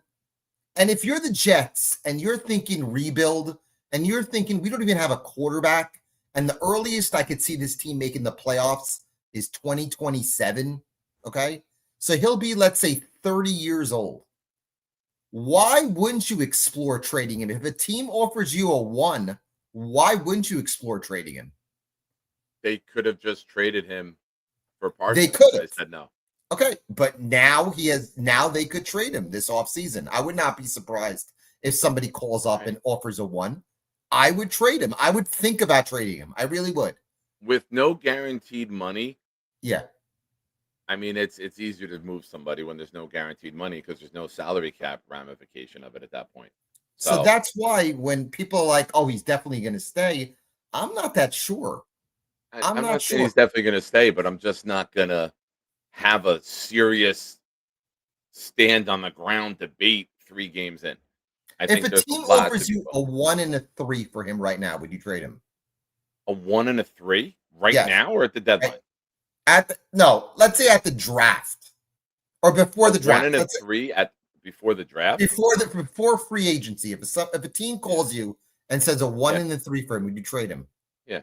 I might trade anyone right now for a 1 and a 3. Okay. So you would trade him for I think 1. Membu. I mean, you're not going to trade the kids. Membu and Will might be the only 2 I wouldn't trade. I can see that, but people who Sauce say that and Garrett aren't getting traded. They're not, because it's not even plausible.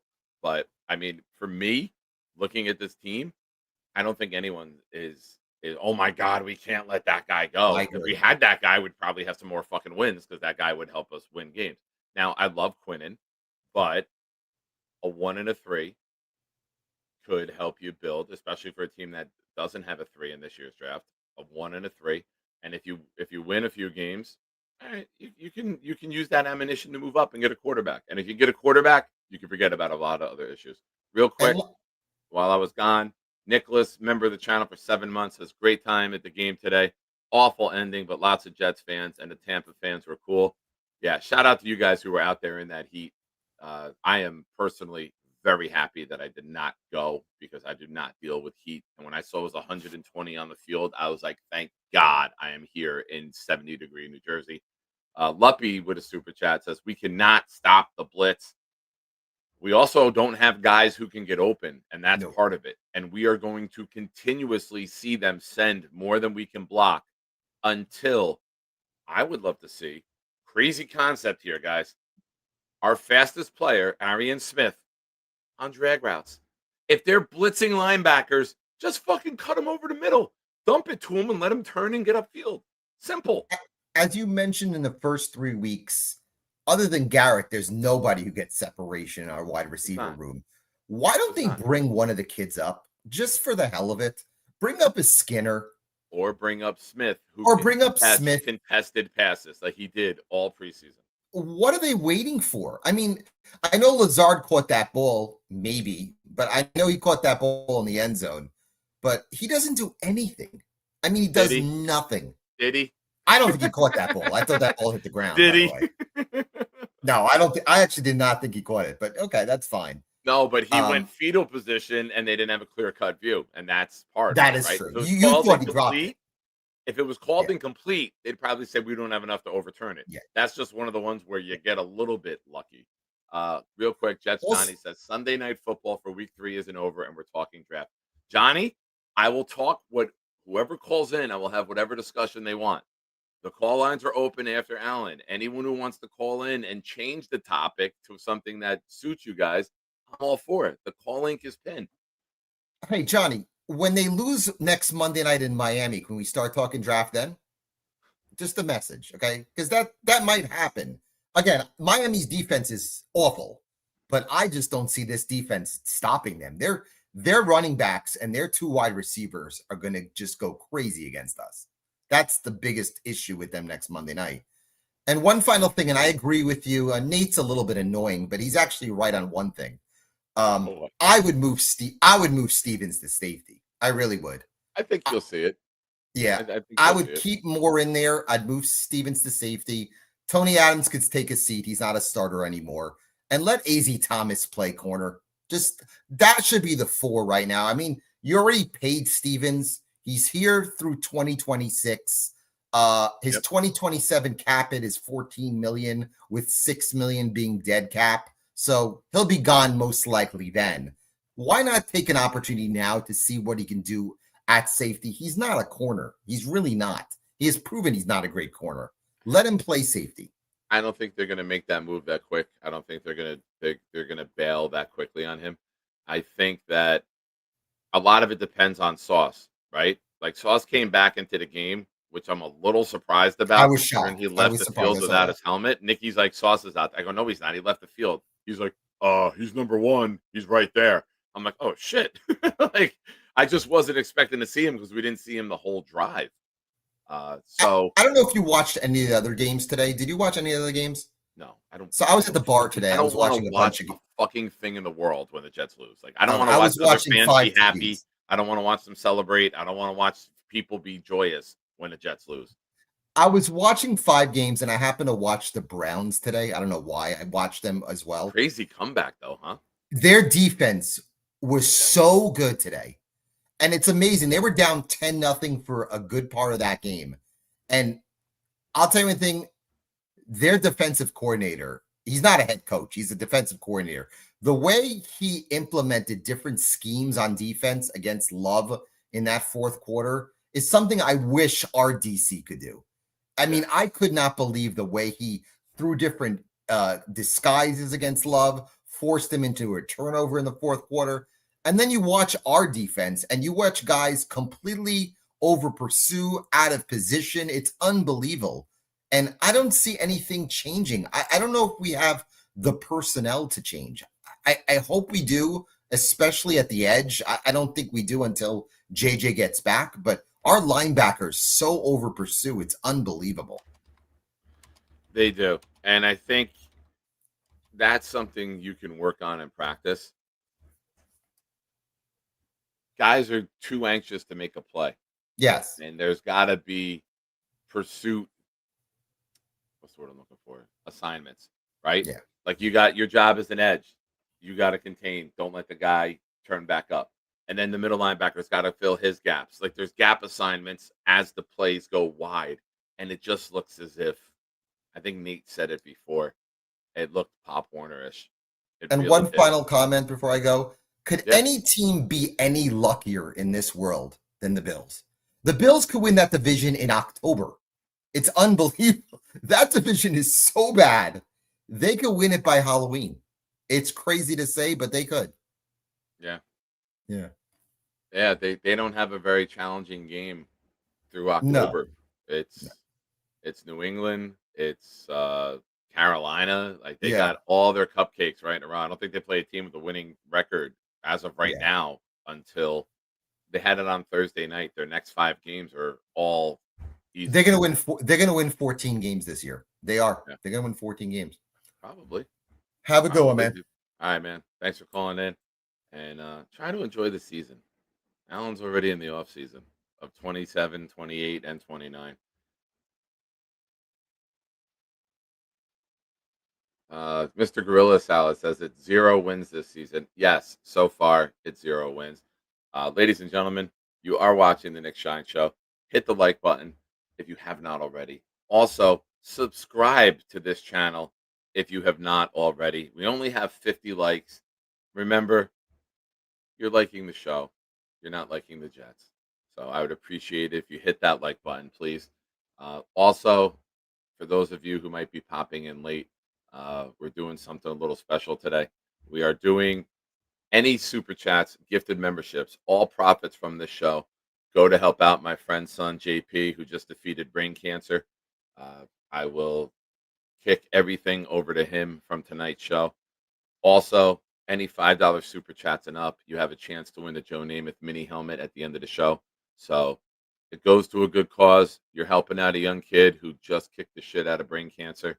And you also have a chance to win a Joe Namath mini helmet. So thank you to everyone who's contributed so far and anyone who is debating whether or not to. You have two good causes. You can help a kid out and you can try to win the Joe Namath helmet. So next up, somebody who's trying. Oh, and he's gone. He was there and he's not. Also, here is my Venmo and Cash App. If you want to send money directly that I can push over to the family, that's the info there. We will have some information this Wednesday when I'm on with Jake. All the tailgates at the stadium do not give out alcohol anymore. It will be BYOB for the Carolina game. We're going to have Gator adjust this once I talk to Joe and get the new number. So anyone who has sent money, you'll be getting a refund. I just don't know how much yet until I finalize things with Joe. He said, let me get back from Tampa and then I'll work all that out for you. But call lines are open. Somebody was there, then they're not, then they were back, then they're not. So I don't know what's going on.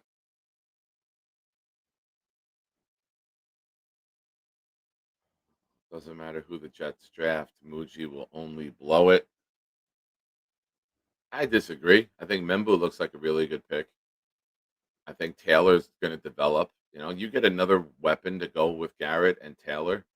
I think you got the makings of a good offense. I wish they would use Taylor a little bit more. He caught 4 passes today, which is a career high.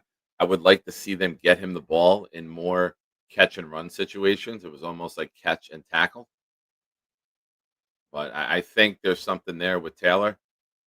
And he's got to develop, right? Not everyone hits the league like Brock Bowers. Somebody say Brock Bowers? Blah, blah, blah. Next up, the Luck Man. Hey, how you doing? Sir? Nick, how are you, buddy? Not good. Not good at all. You can hear me, right? I can. I just had an itchy ear. Yeah, that's why I signed off and back on again. So make sure I can hear me. But I'm not doing good, man. I really don't see it. I don't see the plan. I don't see what they're doing. We could have been blown out today. You know that. Yeah, it looked like it was going to be at one point. Yeah. So, the coaching staff doesn't seem like they're all there. You can see they're amateurs. The talent that we have, especially at wide receiver, is not where we need to be.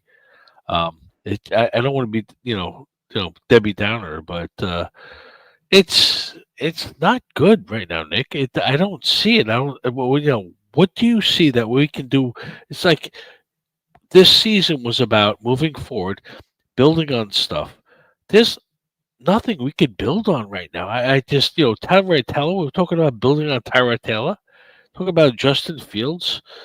I mean, the glaring problems are there, and they're worse than they were. The coaching staff seems a little lost. Well, let's address that. What's worse than it was? The coaching staff on the offensive side of the ball, he does a great job putting people in position. We don't have the quarterback for it. So I like the offensive coordinator. The defensive coordinator just seems a little lost. Everybody knew they were running, and they were just running all over us. We're missing a lot of tackles. I'm not defending Wilkes. We're missing a lot of tackles. We're out of position a lot.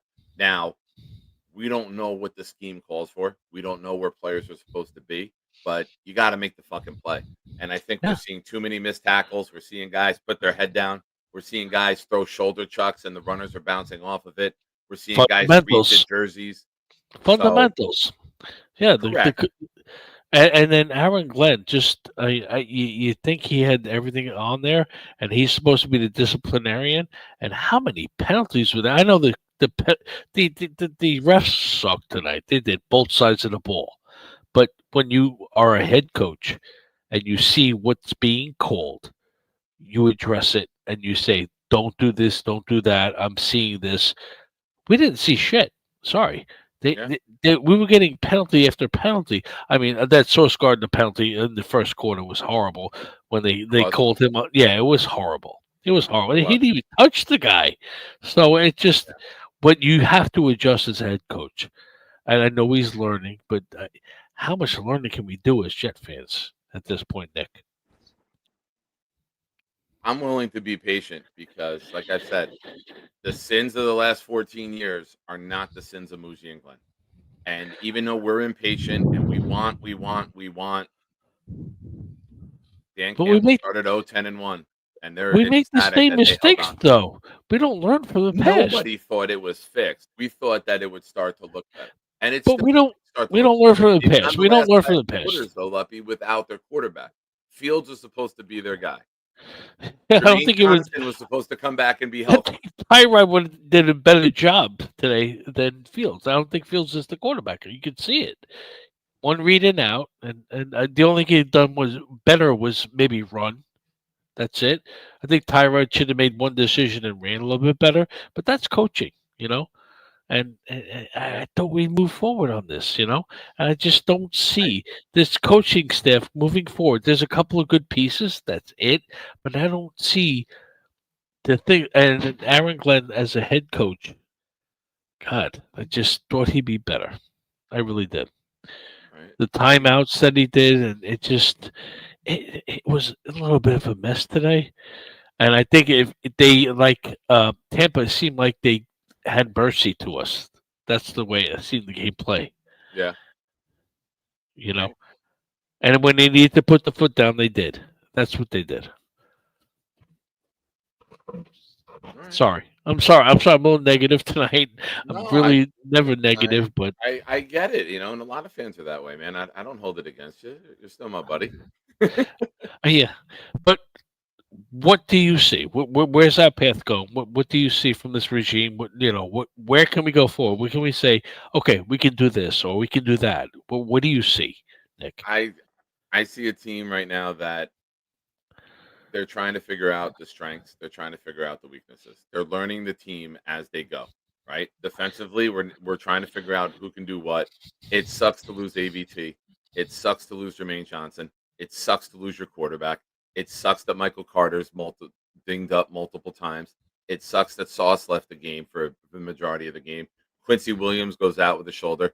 I'm not blaming injuries, but we are not a talented enough team. Nobody wants to see McCrary Ball playing linebacker time and time again.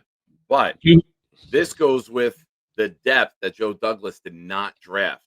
He drafted well in the top end of the round. But Michael Carter and Sherwood are the only two guys in the middle rounds who are actual contributors. Other teams have 3, 4, 5, and 6s who are starters and play well. You hit the nail on the This head. is We are not as talented as we should be. Sorry. Correct. We're not. We're not. I think we have a couple really good pieces. And then, like Dom said earlier, then we got a bunch of guys that might be starting that don't deserve to. Tony Adams, Cisco, Michael Carter was starting. Michael Clemens was starting today. Josh Reynolds, Ty Johnson. These are not guys who should be out there getting regular reps. Myers at center should have been Tippmann with AVT next to him. So listen, I'm not making excuses, but the roster is not the roster that they want yet. The roster is not finished. It is not their complete project yet. So they went with everything I said they would do in the offseason. They went after short-term deals with no guaranteed money because they're going to draft their guys, or when they do go spend money in free agency, they're going to spend it on the right guy, not just hoping that guy fits here. So they're going to work with intent and with purpose, and I don't see them reaching, overreacting, overdrafting. If Malachi Moore develops into their starting safety, they hit on a mid-round pick. If Arian Smith turns into a good number 3 wide receiver and punt returner, they hit on a mid-round pick. There's AZ Thomas, a third rounder. If he develops into a long-term starter, they hit on another mid-round pick. Mason Taylor looks like he's going to be your tight end. So there's a guy that they hit on. Membu, looks like they hit on him. So they're going to bring in their guys with intent who fit what they want to do, and they have a vision for them and a plan for them. So I don't expect it to be a finished product after 12 quarters. And I think Jets fans are putting their impatience of the past onto the present moment. And I can't do that because Muji and Glenn have nothing to do with the last 15 years. No, absolutely not. But this is they made the decisions they had to get to where they are today. And today I didn't see Breece Hall running the ball extremely well. I didn't see. I didn't see him. He had one run. He had 9 runs for 21 yards. But they didn't use him as a receiver either, though. One of and them, but they're not coaching. Hold on, Luppy, hold on. Sorry, one run was for 17 yards, which means he had 8 more runs for 4 yards total. Exactly. So isn't that scheme? Isn't that coaching? Isn't that where the regime is supposed to be going? So it's not about talent on that part, but you could have maybe put Breece Hall in a position to run out and catch a pass. I thought they already recognized that he can. I didn't see too much of that. I saw like everybody is number 5 and or either ride or die or number 5 on a pass. It's just like you can't do that. And we are obviously lacking in a wide receiver. We all saw that coming into the offense. Yeah. And the quarterback what are we gonna do if something happens to Garrett? I hate to even say it, but what is this offense going to look like? It's Nick, we're not going to win a game. We're not going to win a game. It's going to be the Sam Darnold 2-14 Jets. It's going to be worse than that. Worse than that. It's going to be worse than that because we cannot pass the ball to anybody but him. Taylor is a rookie and he's trying to make a freaking play. Listen, it's just he's going to get better as the season goes on. And this is a game. That the top 3 guys would be Garrett, and then Breece, and then Taylor would be our top 3 receivers.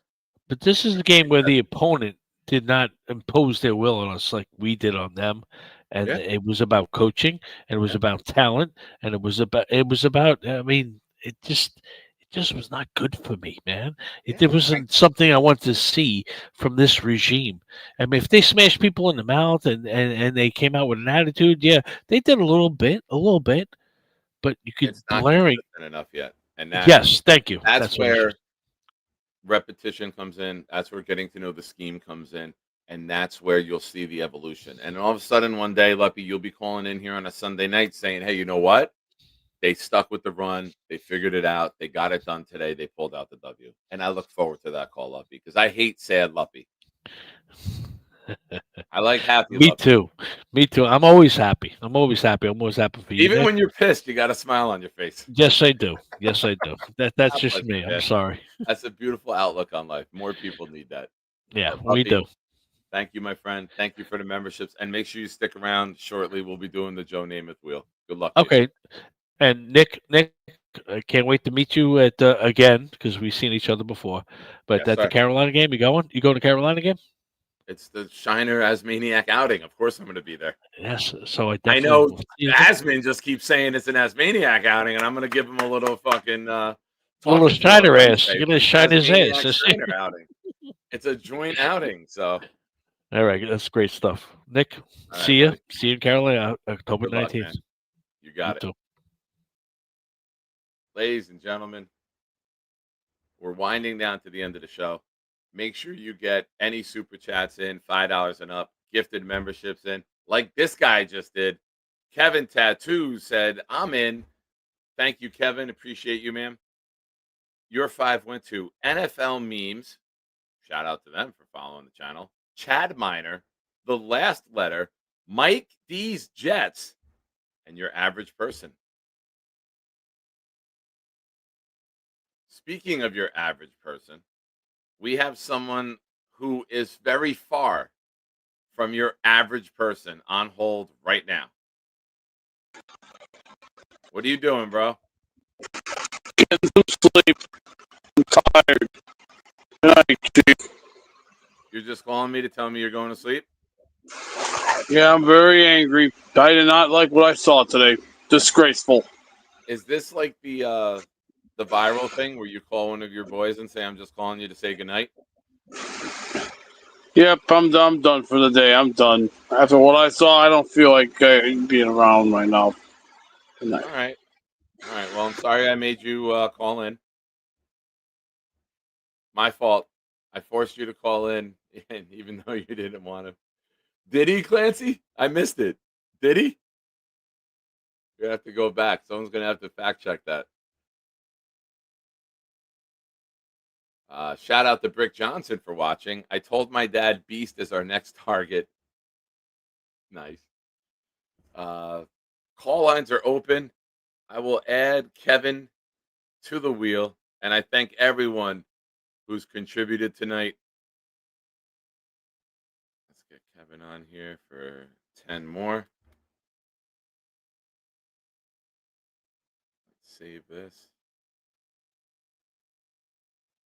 All right, folks, we are getting near the end of the show. Last call, super chats, gifted memberships. Get them in. Again, hit the like button if you haven't already, guys. If you have not subscribed to this channel yet, please do so. I see 16-9, Giants with the ball, driving at the 20. 12 plays, 88 yards, and they just got a field goal. So 12 play, they're down a touchdown with 10 minutes left against the Chiefs.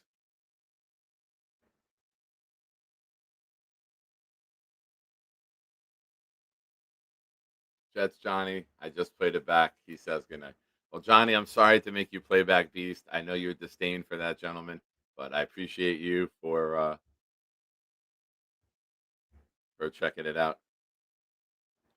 Kevin Tattoos, I cannot wait to go to bed so this day can be over.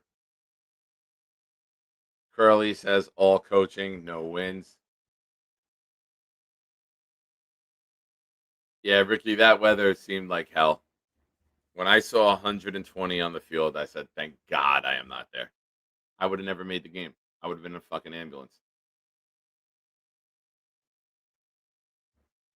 All right, folks. If that's it for the call lines.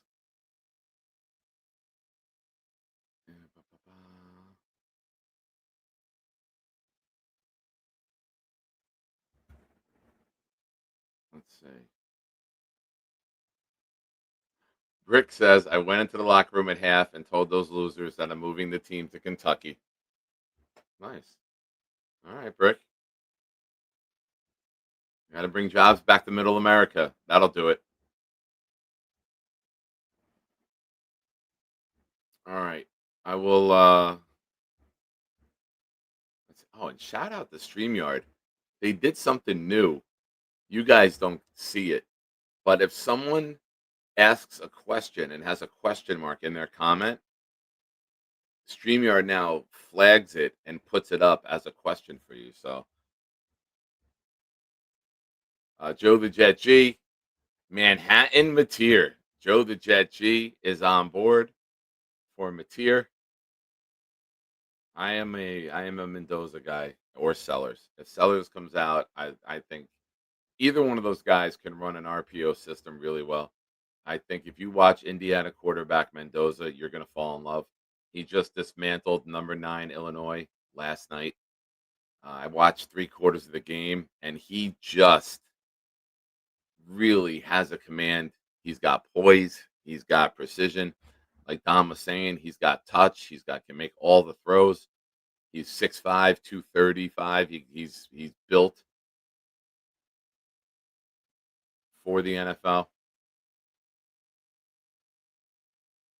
Boomtown, according to StreamYard, it is because it just sees the question mark.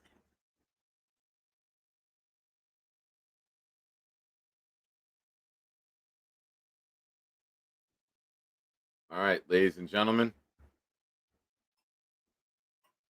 You know what? Yo Holmes put up a peace sign, which is 2. So here's what we're going to do. Last call. We are going to shuffle this twice. If we get no more super chats, no more gifted memberships. 1 and 2. All right. We've shuffled it twice. Remember, if you shuffle it more than twice, you're playing with it. So, ladies and gentlemen, thank you to everyone. Thank you especially to everyone who gifted and super chats tonight to help out JP. That means a lot to me. I appreciate you guys more than you know. And anything we can do to put a smile on that kid's face, I'm very grateful for all of you tonight. I really, truly am. So here we go. Good luck in 3, 2, 1. Show me your butthole. Bam! That's how we kick it off. And the winner is... No way. Kevin Tats. Kevin wins again, ladies and gentlemen. He won the Revis helmet, and now tonight he walks away with the Joe Namath mini helmet. Kevin, I will call you after the show. Congratulations. You deserve it. You've been very generous on this channel. I'm very happy for you. So you're on quite a winning streak here. Georgie, of course it's rigged. Of course. We are on here. 1,062,748,573 now spins. And I found a way to rig the Wheel of Names. Look at that. Another 400 spins in 10 seconds. Look at it. That's it. Keeps going up. Over 2 million hours of spinning. And I have found a way to hack their website.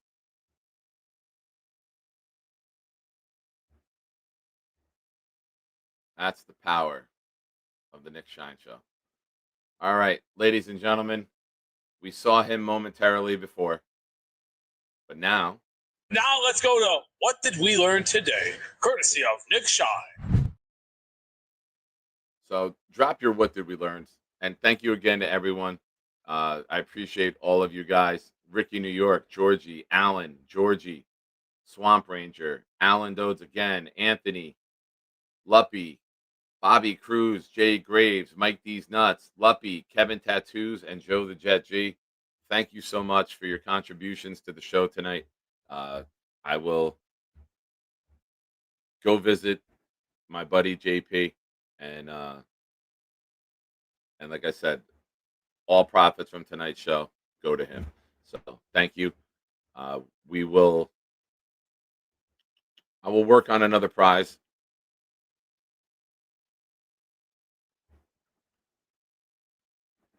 Let's see, what do we got here? Luppy, I learned that Nick is the man in the Carolina game. Might be our first win. Brick Johnson, Nick Shine rigs these raffles worse than Roger Goodell rigs the playoffs. Take care, Anthony. Have a good night. Adirondack 47. Brick, today I learned that I'm going to be doing head coaching search in about 11 weeks.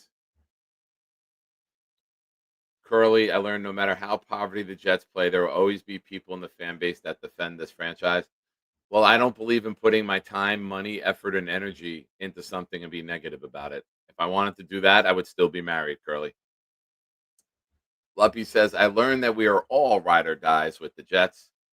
Kevin Tats, I learned that it is not the content creator's fault that the Jets suck, and I'll continue to support my people. I appreciate you, Kevin. Also, Logic from the chat on the night of a Jets loss? Kevin, you are, what are you doing, man? That's not allowed. You have to be absurd with your takes and opinions. You can't use Logic. Infrared, I learned that a head coach can dance on the sideline. Yeah, he can still move well for his age. God bless him. Anthony says, I hope to meet you at the Carolina game. Anthony, I don't know if you saw it earlier. I will have more information by Wednesday when I'm on with Jake. I got to talk to Tailgate Joe. It's going to be BYOB. They can't give out alcohol anymore. I will have a large cooler with bags of ice for people who are taking the train or mass transit or whatever, so they can throw their stuff on ice. Joe will still have water and sodas and things like that. But we'll have all the info I'll talk to Joe when he gets back from Tampa, and then by Wednesday morning we'll have the new numbers. I will send you the money back, the difference for it. Modine, I learned the difference between most Jets fans and I is psychological. They're psycho, and I am logical. Nice. Jaden says, I'm too young for marriage. Even in the sticks where you grow up? I didn't even think they had birth certificates out there. Kevin, I learned that I'm going to be wearing my new Jets Stenson hat for an 0-3 team. Who got the TD, Jaden? Stop talking like we're all watching the game. Another crazy TD. What? Who? MC Mays, I learned that I survived the chat with Modine, Curly, and Allen after another horrific loss. Brick, I learned that Nick is the second sexiest person associated with the Jets after old Brick Daddy. Thank you, Brick. Jets Johnny, I learned that Alan Lazard is allowed to use the turf to complete a catch. Very good, Johnny. Very good. Again, shout out to everyone that went down to Tampa. Hope you guys had a great time meeting one another, hanging out, putting faces to names that you see all the time. But ladies and gentlemen, it is that time. Please drop the Boomtown emoji in the chat. Make it rain for Boom.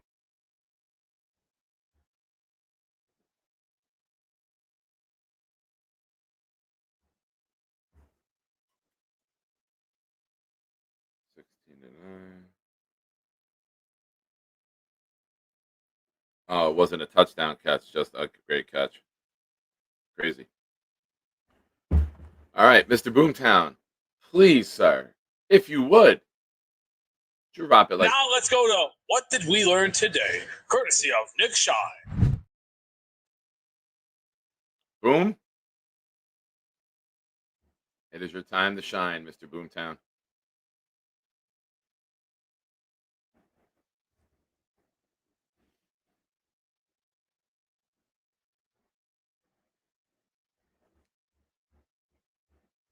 As we all wait. What did Boomtown learn? Well, I have that answer for you right here, folks. Boomtown learned jumping over cars finally pays dividends. Who the hell plays soccer at 7:45 on a Sunday? Hell yeah, JP, cancer-free. Confirmed, Dom C doesn't need context to call Nick a fucking idiot. Nice. Bonus, the definition of wide receiver number 1 needs further clarification, and a list will be generated. Alan uttering the phrase rebuild over kids' faces on Christmas morning, seeing what's under the Christmas tree. Awesome. Thank you, Boom. Thank you, everyone, for watching. Appreciate you guys. I will take Monday off after a loss, and we will be back Tuesday morning, 12:30 before work. Wednesday, I'll be on with Jake, so probably a Wednesday night show. And then Thursday and Friday, 12:30 in the afternoon. I will think about everything tomorrow, and I'll push out a schedule. Next Sunday night, obviously no Jets game on Sunday, so 8 o'clock next Sunday as well. But ladies and gentlemen, you've been watching The Nick Shine Show. I am your host, Nick.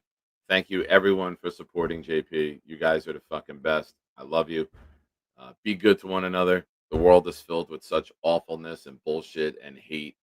And if everybody just does better, the world will get better. So, ladies and gentlemen, nothing is better than Blitz BK. God bless. Good night. Go Jets. It's got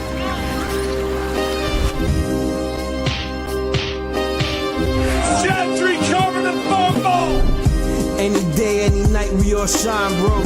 First class shine time, the Nick Shine Show. Anytime on YouTube, if you don't know, the Nick Shine Show, the Nick Shine Show. Dim the lights, but it's still bright as Nick time. Day or night, this is his prime, it's Nick Shine. Proud fan, well defined, to get in line. Toe to toe with any show, he only got 9. The best show on YouTube, bro, is easy. We talk Jets all day, please believe me. Subscribe, you just gotta click a family. We not a click in 3D. You can see a beautiful DP.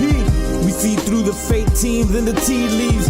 So we pray for a coach and a QB and hope that we close to the top in the new league. A toast to the host with the most, Nicky. Who, me? Any day, any night, we all shine, bro. First class shine time, the Nick Shine Show. Anytime on YouTube, if you don't know, the Nick Shine Show, the Nick Shine Show. Fantastic. And for those of you who are looking to try to get a victory today, because the Jets did not do it, this is your time to shine in the chat. Tonight, the last comment has to be Italian meals. Good night, everyone. Good luck. Go Jets.